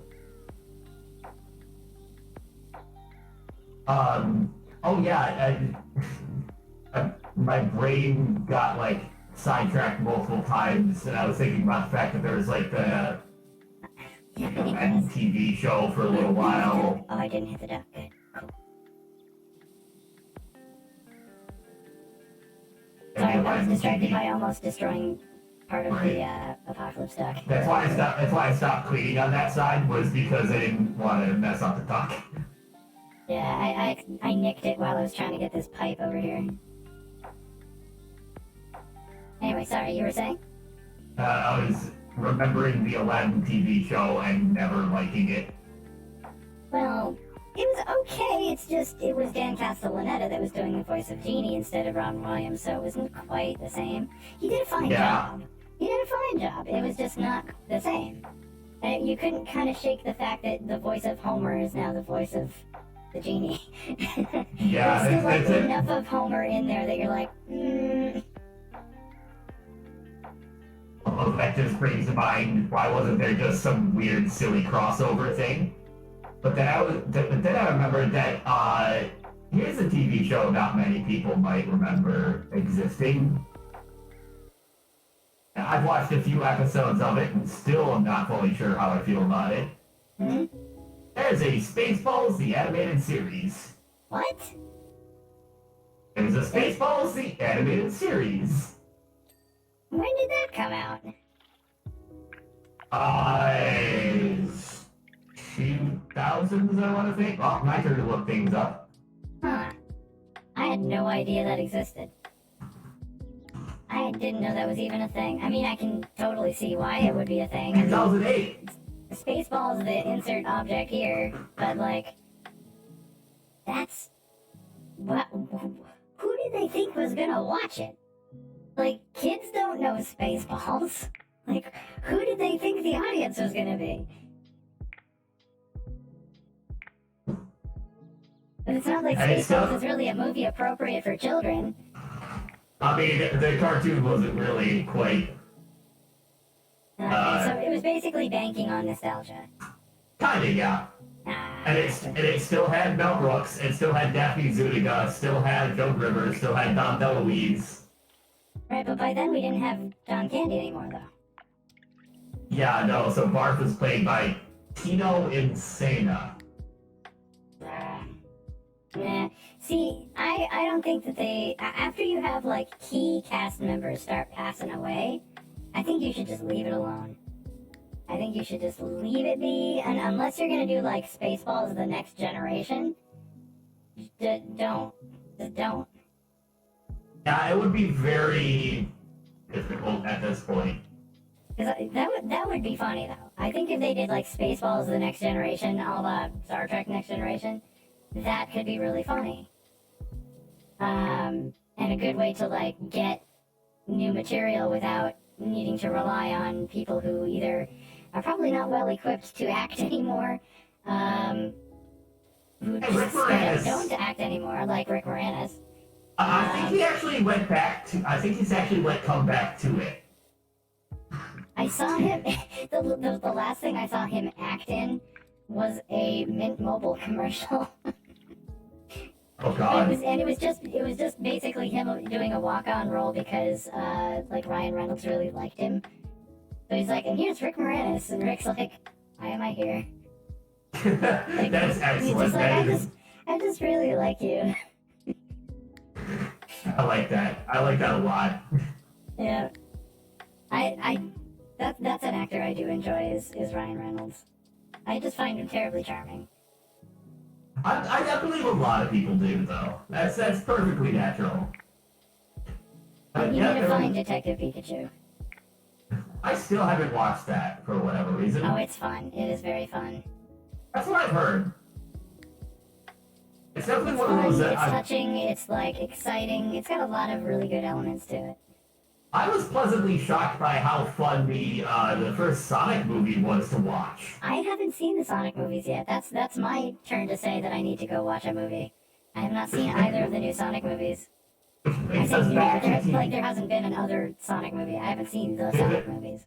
Oh, yeah, there's two of them, but I watched about half the second one. Which brings us right back to TV. Yep.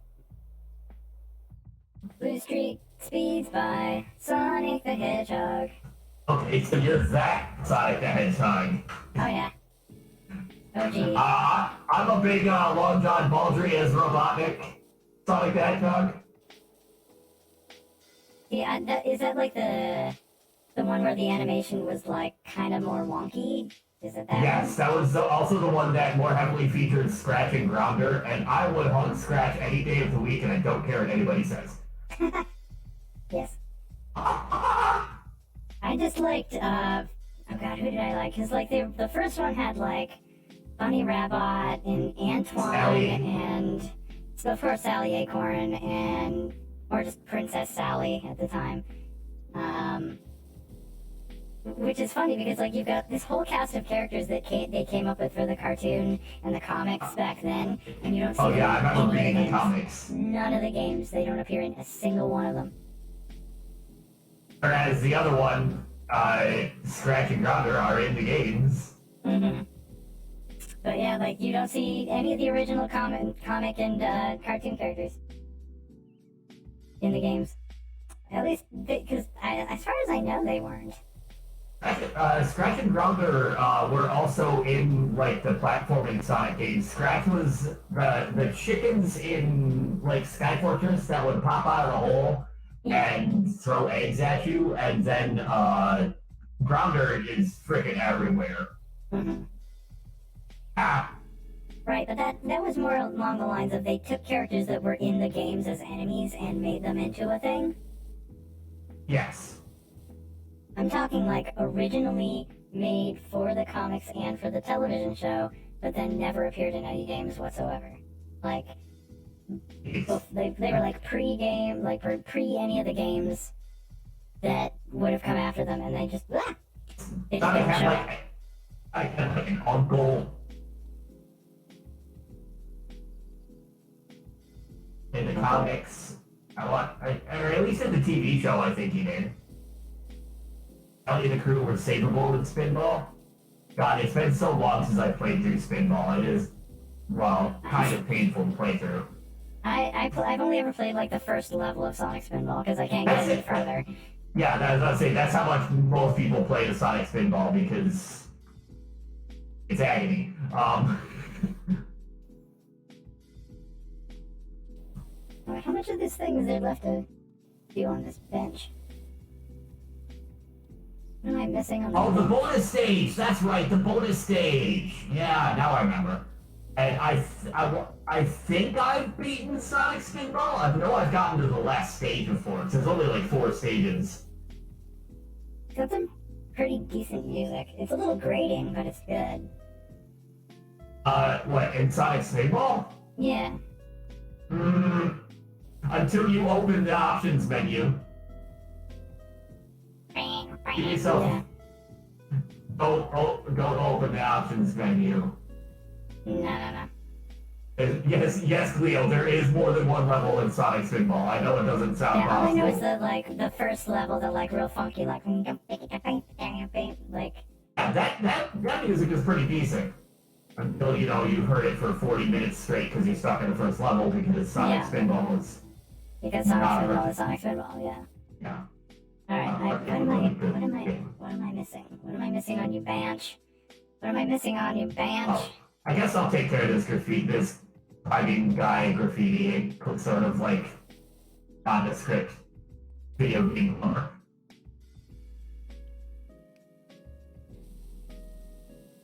Sorry, another. I watched very long things on YouTube today, apparently, because another thing I watched was Point Crow and a few other streamers / YouTubers did like a real life Mario Party thing. Oh God, wasn't Ethan on that? Great gameplays, yes. Yes. Okay, I Yes. think I saw the thumbnail for that, but I didn't watch it. Also, Doug was on it, and I enjoy a lot of Doug's content, so it made me laugh quite a bit. But it's also just okay. I'm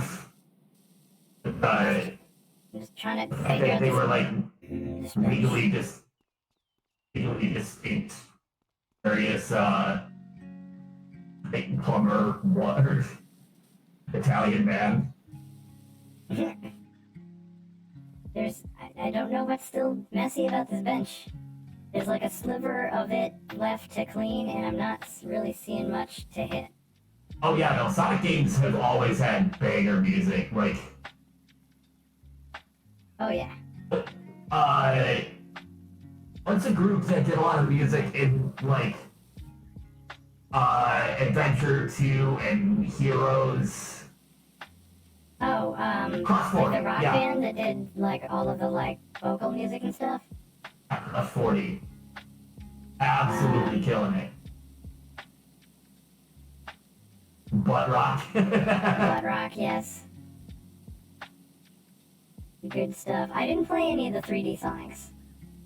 I have not played any of the 3D Sonics, because I'm pretty sure that if I did, I would probably get ill. and then you get motion sick. Yeah, yeah. That too. I had to.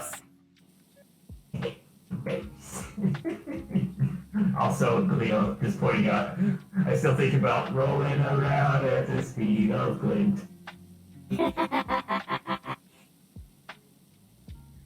I'm getting rid of the graffiti. It makes me sad. I don't want it. It's nice graffiti. Sonic Youth, it's basically Crush 40 doing a tribute to their older songs as remembrance. I keep forgetting to grab this frickin' ladder because I keep getting distracted by other things over here.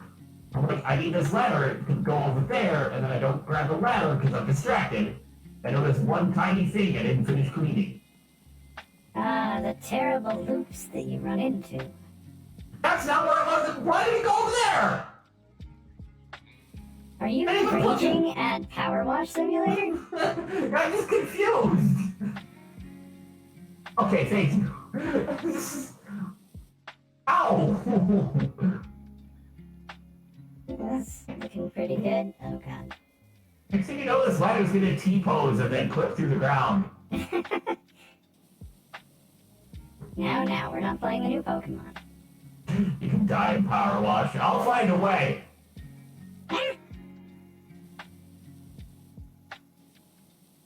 Duck-a-da-da.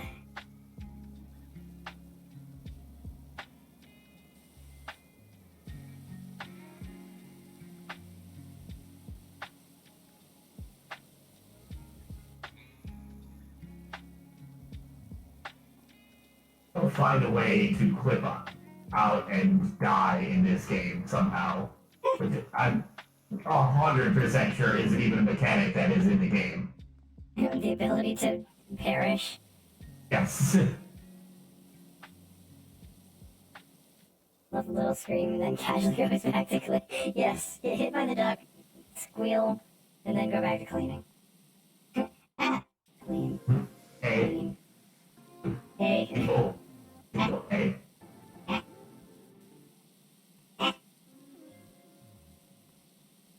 Here, have a ladder. Squeak. Here you go. Thank you, Thanks Scythe. for that. And somehow that was a thing you just did. Oh yeah, that's what I was talking about before. I was trying to put the ladder up on this side, and it just went, I'm over there! That's why I was yelling about the ladder. Teach you how to scream in lowercase. All you have to do is go, eh, and you've done it. Try it. Eh. Eh. See, Cleo knows how. Cleo's got it covered.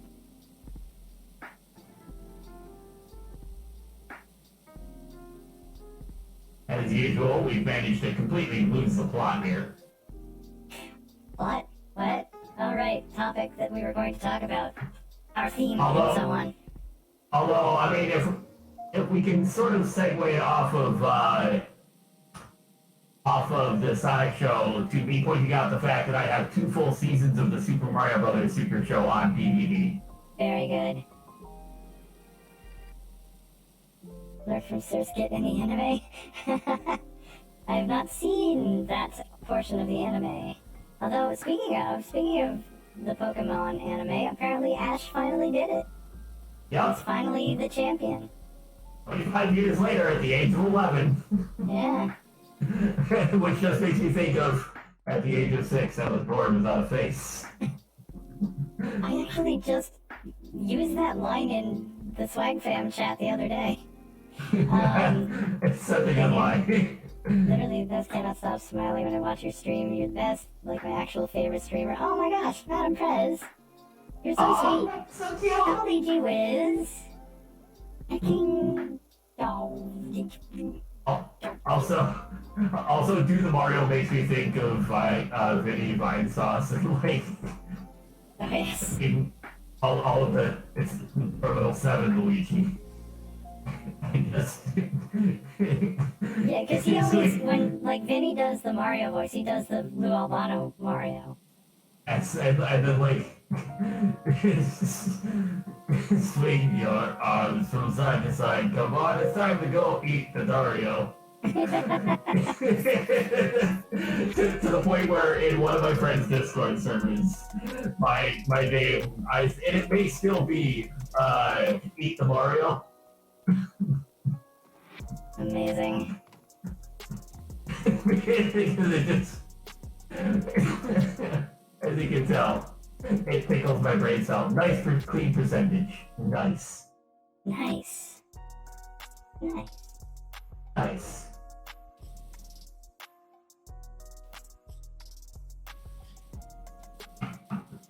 Pow, pow, pow, pow, pew, pew, pew. Using the waggle method.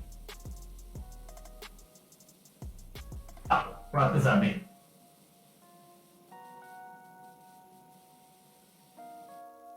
Yes, I own 2 full seasons of that show on DVD, and every now and again will just, You just eat the Dario. yes, I will eat the Dario. Yeah, you will. Every now and then you'll just eat the Dario. That show I watched so much of. Like, between the Super Mario Brothers Super Show, the Super Mario World Show. The Super Mario World cartoon was its own thing. And I don't believe it had the live action portions. It was just the cartoon. That was just a cartoon. And that had Yoshi. Who thinks Luigi is its mother. Yes. Oh, Luigi, you. And said more than just Yoshi. Like, he actually spoke, Yeah. like, words. I did not like the way they portrayed the Koopa Kids.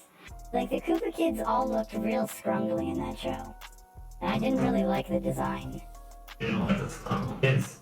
They looked real scrungly in that show, and I was just not about it. Did somebody greeble their cubes? Yes, their cubes were so greedled, and I was just not feeling it, you know? Also, Especially since, like, the Koopa kids were one of my obsessions when I was a kid. Like, that was one of my hyper focuses was the Koopa kids. Specifically, like, Larry Koopa. I was very fixated on Larry Koopa for some reason. You know, the one with the most boring design. Yeah, that was my fixation. He's a World 1 boss. Yep, he's the first one, and I have a tattoo of him on my leg. Yes, you do. Oh, I gotta say, I do, like, there's just something utterly special about the incredible level of camp attained by the live-action segments of the Mario show. Yes. Yes, they were so campy, and I loved that. It was so goofy. It's an impressive level of camp. Yep. But then again, like, Albano was used to it, because he was a pro wrestler. Exactly. And, like, back in those days of pro wrestling, it was all about being campy and, like, over the top and, like, ridiculous silliness. Bringing in other pro wrestlers. Yes. Oh, goodness. Yeah, who knew that, like, the Mario crossover we all needed was with pro wrestling?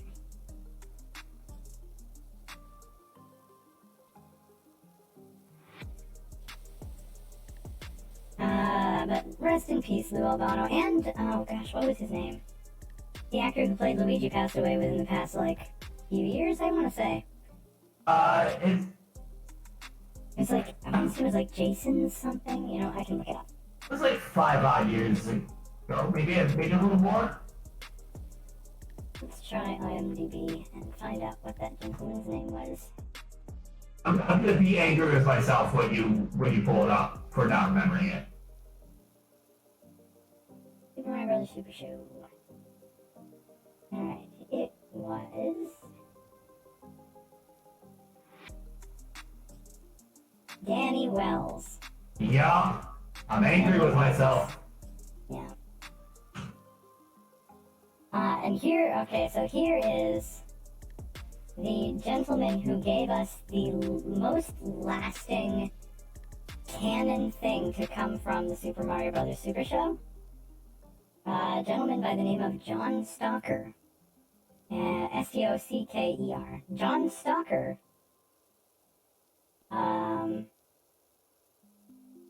Was the voice of Toad in the Super Mario Brothers Super Show.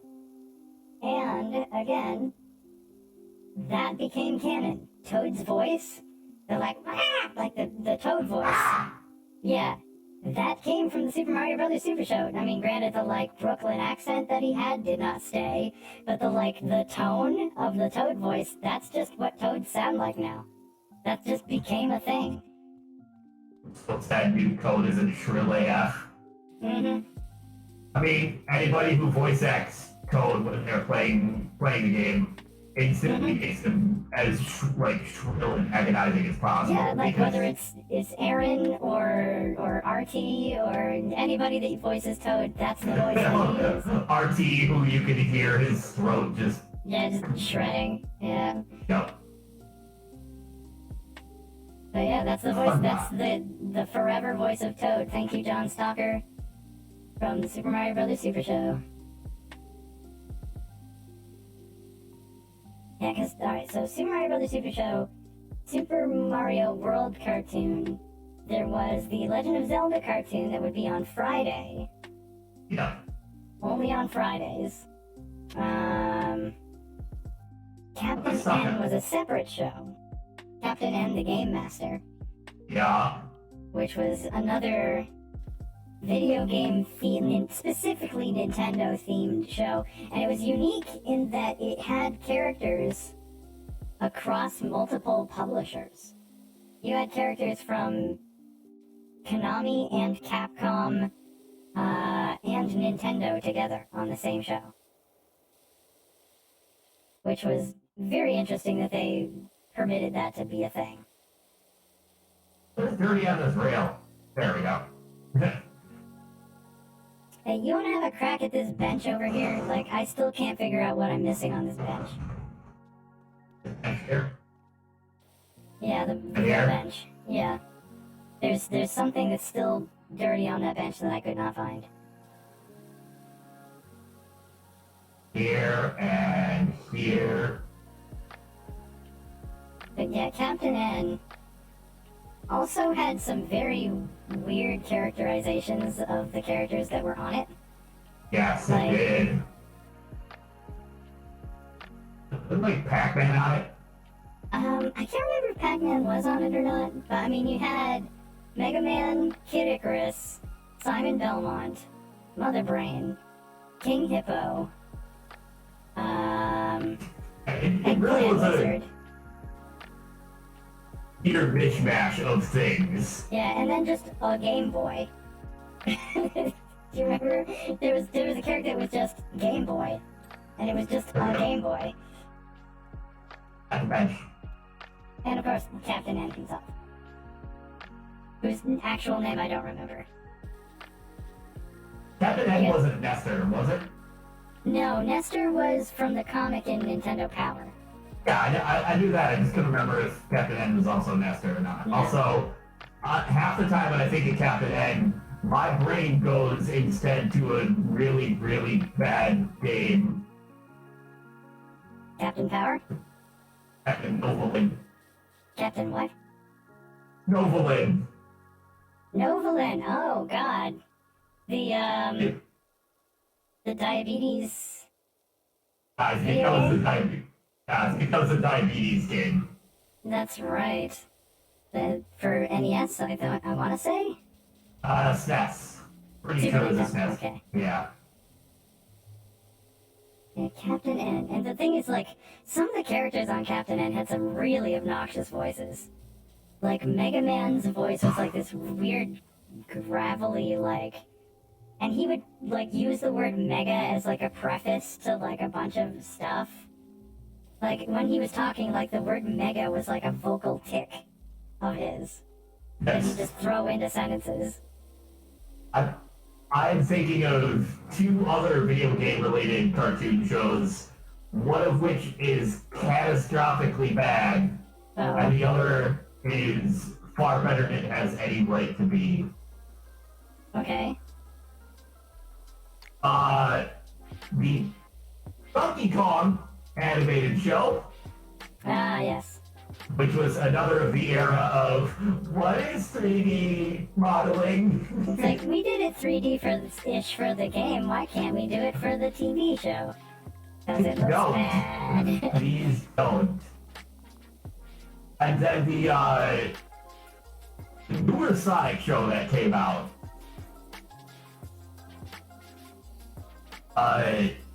What was the game that it was with? The one that was on like the Wii U, where Aaron kept like using the pause glitch with Knuckles to fly.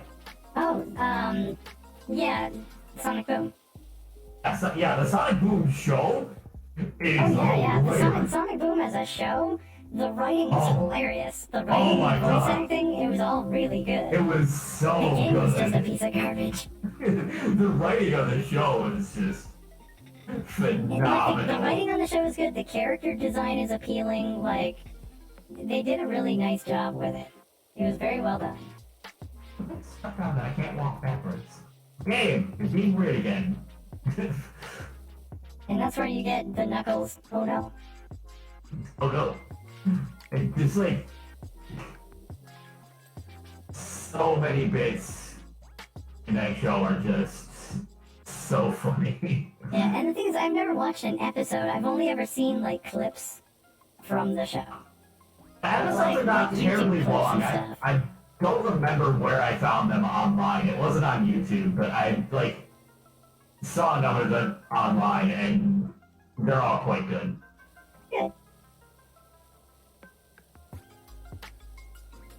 Let's see, video game TV shows. I can't think of it. Well, there was actually a Pac-Man cartoon. There was that. Yes, there He had was. his own Pac-Man cartoon. He also had his own really weird Super Nintendo game where you don't even control him. Right. That was very odd. That was a I good design owned choice. that game. That game was agony to play. Oh god. I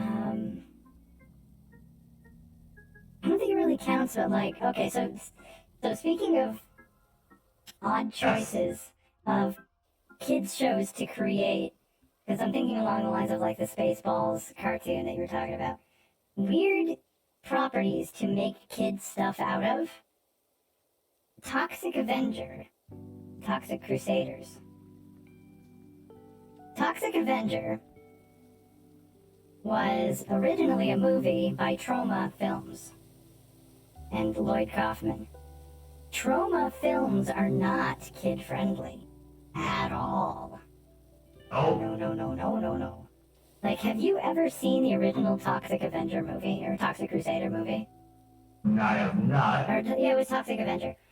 It's raunchy. Like, really raunchy. There's, like, boobies in that movie.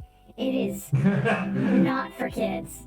It is not, It's a boob. by any stretch of the imagination, is it for children. And yet somehow, whatever publisher it was thought it would be a great idea to make a children's TV show, like Captain N kind of style cartoon, and like a series of action figures from that.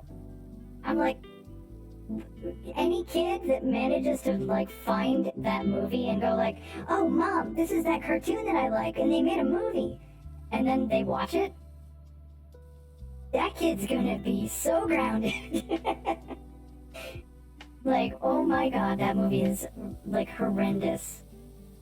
I mean, it's campy and it's a cult classic, but it is so gross and so raunchy and dirty. Because it's by Troma. Like, if anybody knows anything about Troma Films, they make like schlocky, horror, sci-fi, like grimy cult films. Like, they don't make family-friendly content at all. Family-friendly content. Or maybe it's too friendly. Although I met Lloyd Kaufman once at MegaCon. That was cool. He's one of my husband's favorite filmmakers.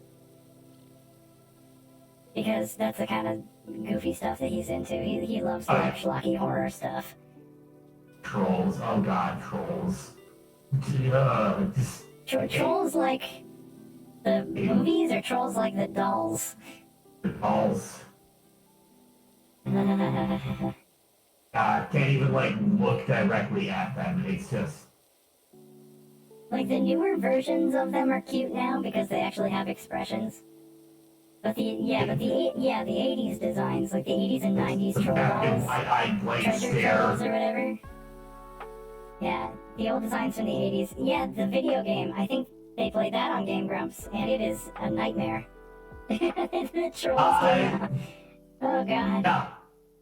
It is a nightmare. That game is... Oof. And like it makes no sense. You're like collecting fruit or something. I just remember there's just so much stuff going on screen, and then all of a sudden Aaron declares, I'm a tornado, and he's just like flipping around the screen, and like it was very hard to follow and a terrifying nightmare whenever like you would go between stages and like the troll face would like go yeah, like on the screen, and it's like this giant horrifying, and the weird unreadable bubbly text, and yeah. Hey, we're gonna really progress. We're like 81% on this thing. Epic design is my passion. Wait a minute. There's text over here. The handwriting's really good too. That's some really, really solid penmanship you got there. And also, thank you. Thank you for the compliments on my penmanship. Yeah, really good stuff.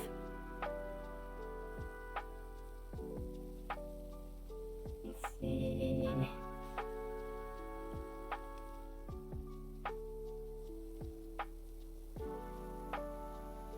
Yeah, we might. Oh, Jesus! But it's 20 minutes to 2.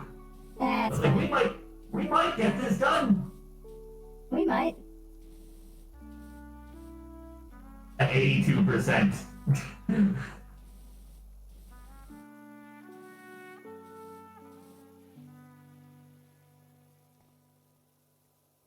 Looking pretty clean. Oh wow, I haven't even done anything in this pool. We can fix that. What am I stuck on? That game. That was creative. Wait, what? What game? I'm talking, like, the game just doesn't let me climb down this last stair for whatever reason. I had to jump off of it. Hey, see, Madame Prez believes in us. Hey! She says that she believes in us. You know, it The says, skate park one of your least. The skate park was one of your least favorite. I found the skate park to be like pretty like chill because you don't have a lot of like tiny little like corners and nooks and crannies and stuff. It's like all big open spaces that are like pretty satisfying, and the bright colors are nice, like really vibrant. yeah. The colors and the I like shapes. the watermelon pool. It's very good. It says their mom used to collect Trolls dolls, and I think I find them cute because of it. I had a couple back in the day. It was one of those things where, like, I didn't purchase them, I just sort of ended up with them somehow, and I don't remember how. That does kind of seem like the thing where, like, if you're not specifically, like, collecting them, somehow You just just sort of end end up. up with them in your possession somehow. Yes. Never intentionally. Your boots You will keep end up rotating with all over them. the map trying to find a tiny spot. Oh no. Yeah, I can see how, like, missing a tiny spot would be a little rough to try and find. But, I mean, if you use the menu, it'll tell you what you've still got to clean. So you'll have, like, a ballpark idea of what you still have to check. Like, we've got one of the rails has some spot somewhere. Leo ended up with a wooden duck collection because people kept giving them to you for some reason. See, there's your problem. See, there's a problem with that. Is once you start having someone give you multiple of an object, people will notice you have multiple of that object and go, oh, you must like that thing. And then they keep getting you that thing. And you just build this collection not really because you like it, but because people think you like it because you have them. So it's this self-perpetuating, not really wanting the collection but having it anyway. And you're like, well, I guess this is my thing now.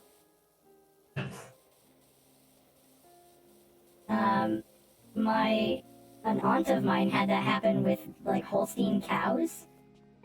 Like, she had a couple of things, like, in her kitchen that had cows on them.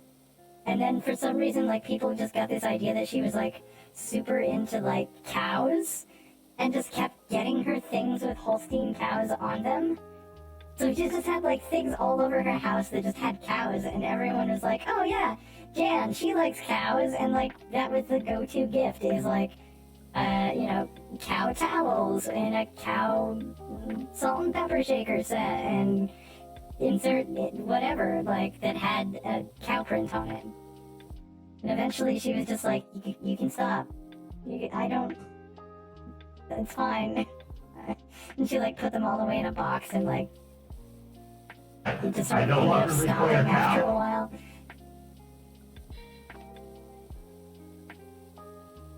I was no longer required, thank you. Oh, it was just on the floor. Oh, okay. The spot that Madame Prez was talking about, scooting all over the place trying to find, it was just, like, somewhere on a piece of floor. And was, like, looking everywhere on the ground, trying to find the one spot that was not done yet. It's here. One, somebody has written a very interesting message over here. Oh, yeah? Yeah, pretty interesting message. Huh. And then two Scythe points out, I have a massive collection of Furbies. Things terrified me at night, especially when me and my brother decided to shave all of them. What? What? Oh no! Oh no! Please no!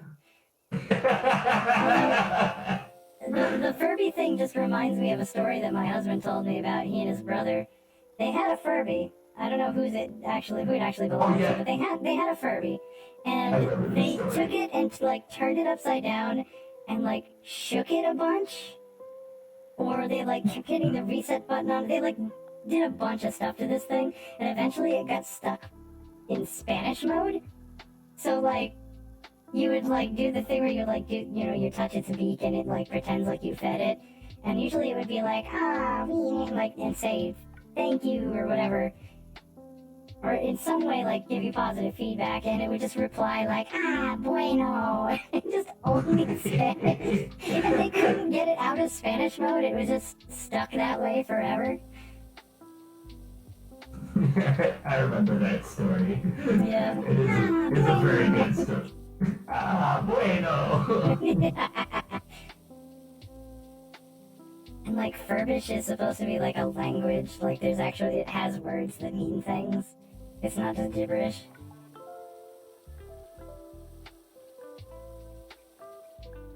Early Duolingo. The most terrifying Duolingo. Yeah, they got rid of the Furby and they went with an owl eventually. The Furby didn't test well.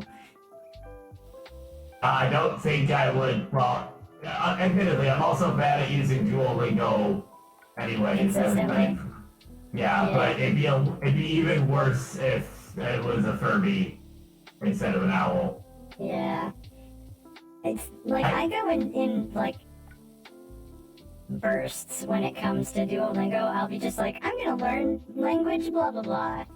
And then I'll do it for like 3 months and then I'll just stop. Well, I don't even think it's that far. Probably because like ADHD, but like still.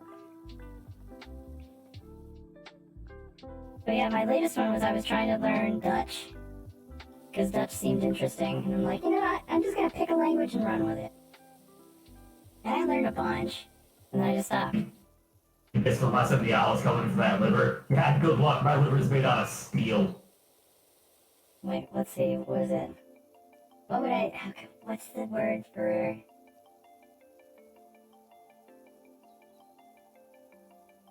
Goedenavond? Is that good evening? Goedenavond? It might be. I know Goedemorgen is obviously good morning, but like, Dutch is very similar to German, and its structure is a lot like German and English, so it wasn't really very difficult to learn. Unbox. Unbox. Yeah, like, a lot of the words are very similar too, because, alright, so guess what? Guess what the Dutch word is for baby? It's like tiny human. No, the Dutch word for baby is baby.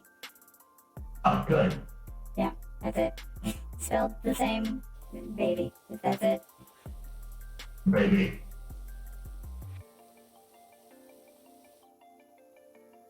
You and your boyfriend in high school used to speak Russian to each other in Spanish class. It's just like, you may have misinterpreted the intention of this language class. Yeah, close So enough. do you speak fluent Russian then? Like, are you like fully bilingual in Russian?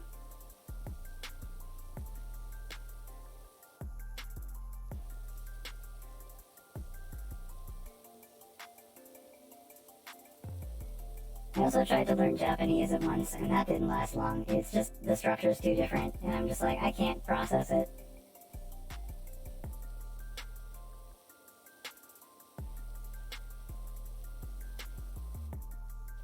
So speaking of old TV, do you remember the commercials for Muzzy? I remember all the commercials for Muzzy. Yes, the language learning kit, Muzzy. He was like a giant green monster, and he was like really unappealing design. It's like if you, Muzzy was like an olive green, if I remember right. I feel like I'm remembering one that was very blue that was it. For some reason. You know, again, we have the internet at our fingertips. We do have the internet at our fingertips. We are currently streaming on the internet. Muzzy. Language learning. Images. Yeah, he was like green. He was kind of like a forest green color. He Okay. still exists. Holy crap. Muzzy is still a thing. Wait.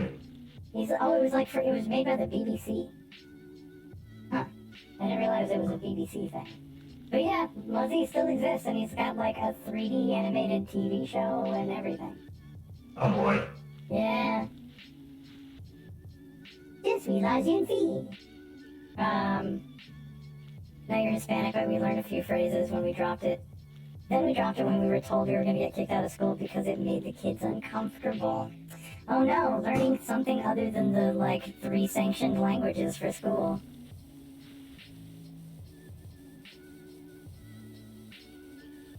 Heaven forbid. I mean, somebody's got to do the translation other than Spanish, French, and English. We had Latin classes, but the Latin classes at my high school were weird because they would only teach them every other year. Like, you wouldn't be able to learn Latin 2 years in a row. It was always every other year. Now, see, what you could just do is learn all your French from all that. Yes, from PRS Cargo. Yes. Yeah, dude, speaking more, we brought it back. We brought it back to the TV show thing. Back to all that. Yes, PRS Cargo, and also the helpful advice girl. Yes. That was also very good. Also, I remember watching a whole ton of In Living Color. Oh yeah, the Fox competitor kind of to SNL. Yeah, before Mad TV. Yeah. Yeah, with Fire Marshal Bill. Yeah, that was very early Jim Carrey. Yes, it Before he was. broke into film. Hey Arnold. Hey Arnold was one that I watched back in the day. Hey Football Head. Although, The scary, unhealthy obsession of Helga Pataki.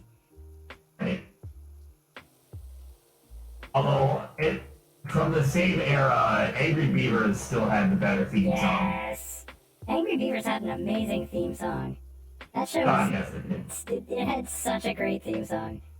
Also, I will periodically, for literally no reason, just worry about Skeleton. The one. I proposed to my husband with an Angry Beavers cast and crew only bomber jacket.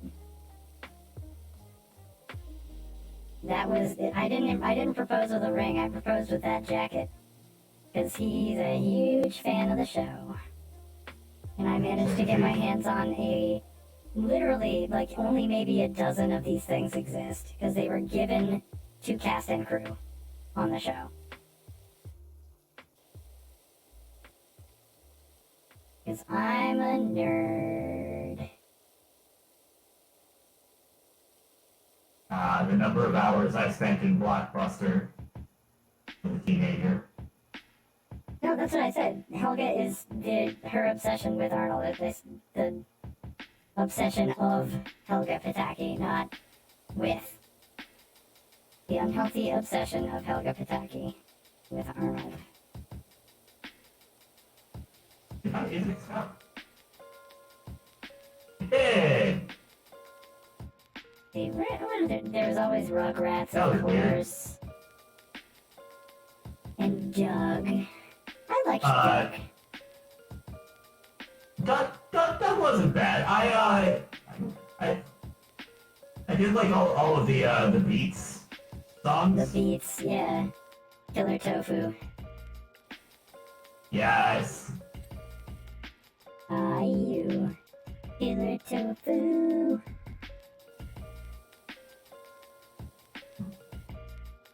Yeah, see, I liked Doug because, Doug was a very, relatable kid. Because he was just sort of an everyman sort of kid. and you could kind of like identify with some of the struggles that he had.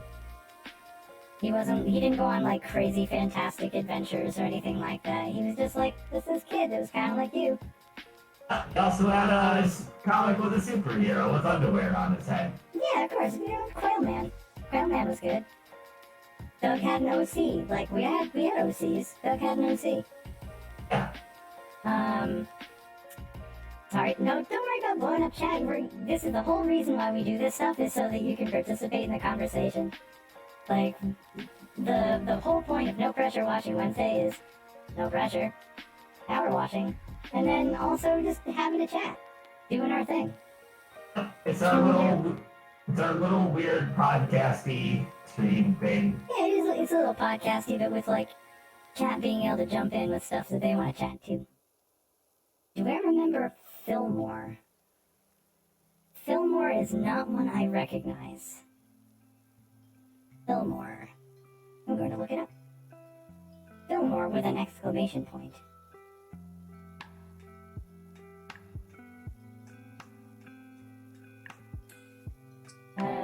Fillmore, Wikipedia.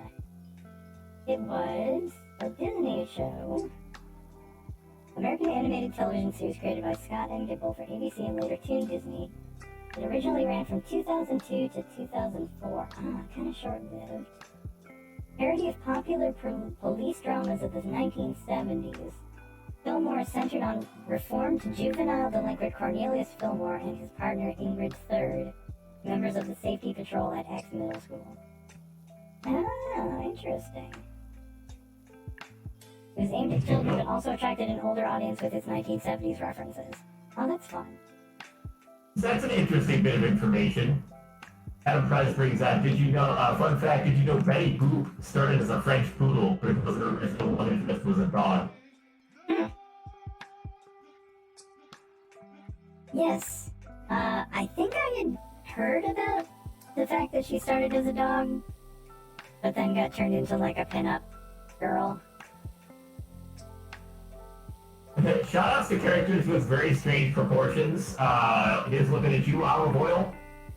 Olive Oil, oh my god, yes. Well, I mean, all of the characters on Popeye all had interesting proportions. Yeah, Olive Oil in particular comes to mind for just being like, she's a noodle. Actually made of overcooked spaghetti. She's just a noodle. And then Pluto is a big beef. And Popeye is Popeye. Popeye's got them, Got them arms. Them forearms, though. Alright. We're down to the, like, last stuff we have to clean, so I'm gonna have to clean up our nice messages and drawings. Yeah. We're at 96%, and this is, like, some of the last stuff to do. Sad I'm cleaning off some times. graffiti, because we are actually coming right up on a good wrap-up time, too. Yeah, we're getting close. We're going a little overtime than what I usually do, but tomorrow's a holiday and I don't have to worry about timetables, so it's not like I have to worry too much about it. She ended up being more popular than her love interest. Oh, wall's done. So it's into a human, and they turn her into a human. Mm-hmm. Also, big shout-outs to the 1980 Robin Williams Popeye. Oh god, that movie was certainly something. Like, apparently they, like, during production, they were still sort of writing it while they were filming it. That makes sense. They didn't know what to do with the end, and that's why the end is so weird. The whole movie is... so, like, unable to be remembered. It's like, they just winged it, almost. Yeah, they just ended up, like in some, like butte plateau in the middle of nowhere out in the water, and... Yeah, like, who the heck knows what was going on with that? Like, that was, like, it started out pretty strong and, like, true to form for Popeye stuff, but then it just went really weird.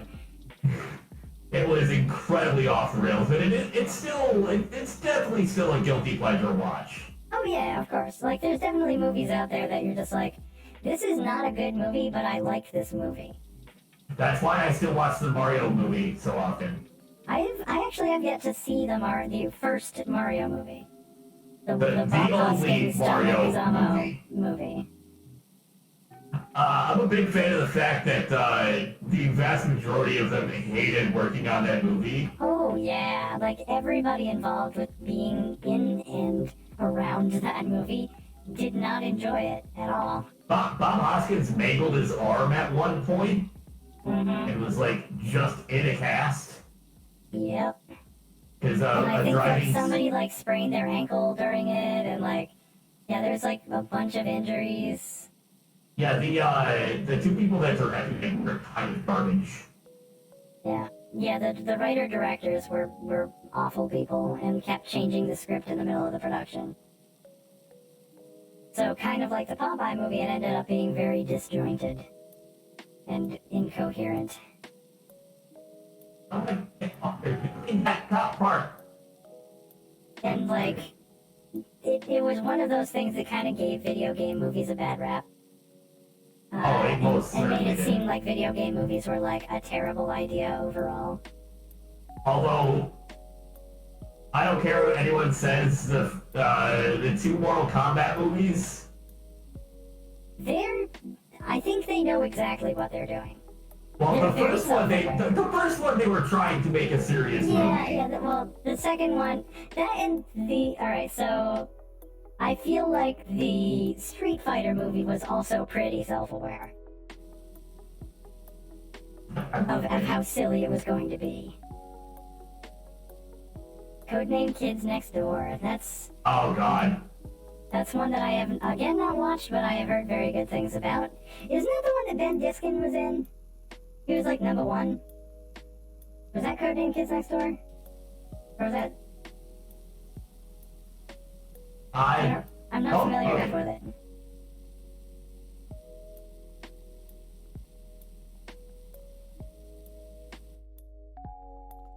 Chat will have to confirm that for me. I am woefully underinformed.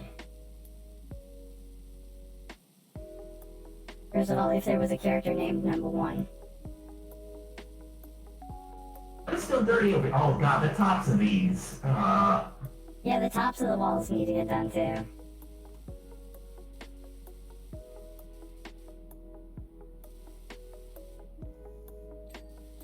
Alright, that wall's good. Yeah.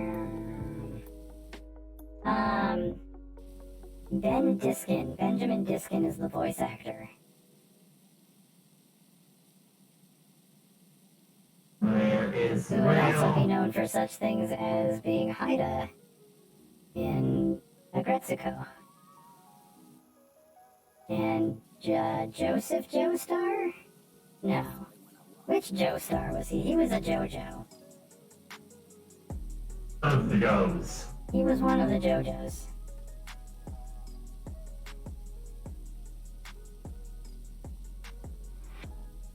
Oh my God, what is still dirty on this rail?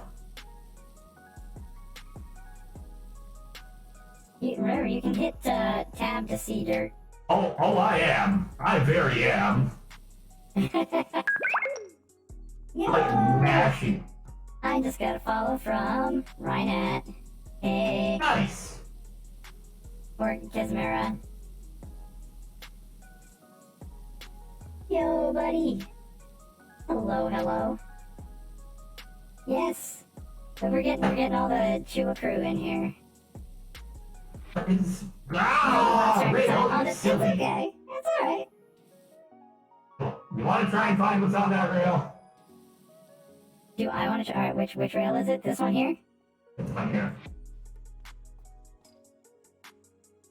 Alright, let's see. Underside, maybe? Oh, yeah, it's underneath. It's like under here. Got it. I couldn't get to any of it. Yeah, it's usually like hiding underneath the bottom of it. So let's see, Codename Kids Next Door. Let's see, Thundercats. Teen Titans. Wow, we got. Oh, he was number two. Number two. He was one of the numbers. Benjamin Diskin. Let's see here. Teen Titans, Thundercats. a lot of the like superhero-y like stuff like that I didn't really watch Thundercats. I watched a little bit of He-Man back in the day. Not a ton. Like my parents didn't like us watching like the violent, quote unquote violent shows, so they wouldn't let us watch like a lot of He-Man or G.I. Joe or stuff like that. Eventually they like let up and just let us watch whatever, but for a while they tried to be like protective, you know. If I try to clean the dock, will it crash everything? Oh no, yeah, if you try to clean the Apocalypse Duck, it may crash the game. It may destroy everything. That's where we're gonna leave the Apocalypse Duck as the last thing, so if it crashes, we might just finish. The reboot of She-Ra. Ah! Speaking of the duck. Wait, why am I doing this with the narrow nozzle? I only needed that for the graffiti. Thank you for the pets. Thank you for holding the ladder for me, Madam Prez. Also, thank you for the pats. Hooray, pats. Thank you, Scythe. 99% clean. 99, we're getting there. Top of this wall's all done. Yeah, and we've got, so the skate park floor is done, so we don't have to worry about hunting down floor space. It's just walls now. All just walls. There's one of them. 3 more walls, one of them being a duck. Okay, so other walls. I'm just sort of I'm gonna like this I think those are all. It's probably just all over here. is a little bit over here still. More duck. So it says we got 3 walls to do. These walls are like broken up into pieces a bunch too. Yeah, alright, so this wall is this wall. This wall says it's got something on it.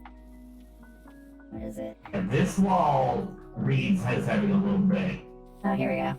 It's like right over. Well, some of it was on the edge of this, like in between the slats. Wall speed, right? Oh, is it up on the top of it? Is the top edge of it? Yeah. Got it. So that one's gonna be the duck wall. Not that one. Not that one. I'm like hovering my mouse over Duck wall may stuff. even be 2 pieces of wall. No, because it all reads just as the one.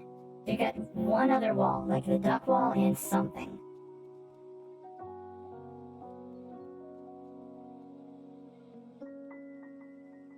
Also, man, this is perfect music. Like this Walking Dog soundtrack, and just all their albums is just so perfect for this. I'm not spotting it here. I'm like hovering my mouse over a bunch of stuff, and I'm not. No, I'm not seeing what wall it would be either. It may. Oh, wait.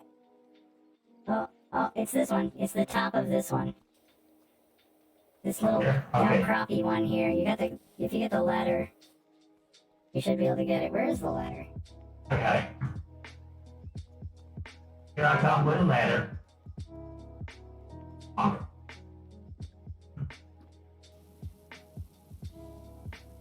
There's just little bits that were still there. Well, it's still acting like it needs something. Did the side touch what's maybe still? There's something down here? No? I see like a There's like almost. No. There it is. Alright, we good. Alright, so now it's just the duck. We just gotta get rid of the duck. Yeah. I'm scared. Yeah, Is there anything on the top of this? There's probably some on the top of this wall too. Oh, I cleaned that. Oh, you already did? Okay, well, here we go. As the screen crashes, it's been fun, everybody. Yeah, we're destroying the Apocalypse Duck, so this may end badly for us. Ah! Although we also have the graffiti to do after we get rid of it, but...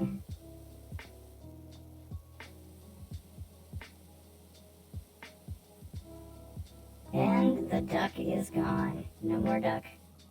Sad face. but I'm getting pelted with ducks in chat or in my.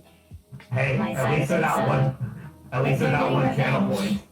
The duck is getting its revenge for being wiped out of the game. Oh god! So many ducks. So very many ducks. And One done. and done. Alright, let's hit escape and see the time lapse. And go! Meow. Just like seeing everything disappearing and the duck just being the last thing to go. And go. Beautiful. Alright. Absolutely beautiful. Ah, yes, looking very, very good. Okay, well, everybody. Ooh, that went a little bit longer than usual, but it was good having the chat with everyone about the TV stuff. Oh, this has been fun. Oh, heck yeah. Alright, so I guess we're going to be wrapping it up. But thank you, everybody, for hanging out and watching and everything. So I'm going to actually, while I'm thinking about it, I'm going to do another shout out to my pal Augment / IanKeith / Foe / Glint / everything, all the names. And there's a shout out for the Beat Fizzle. There you go. So if you're not already following IanKeith, which is my dear friend over here, hit that little... I guess I'm hydrating now. Thank you. I saw that.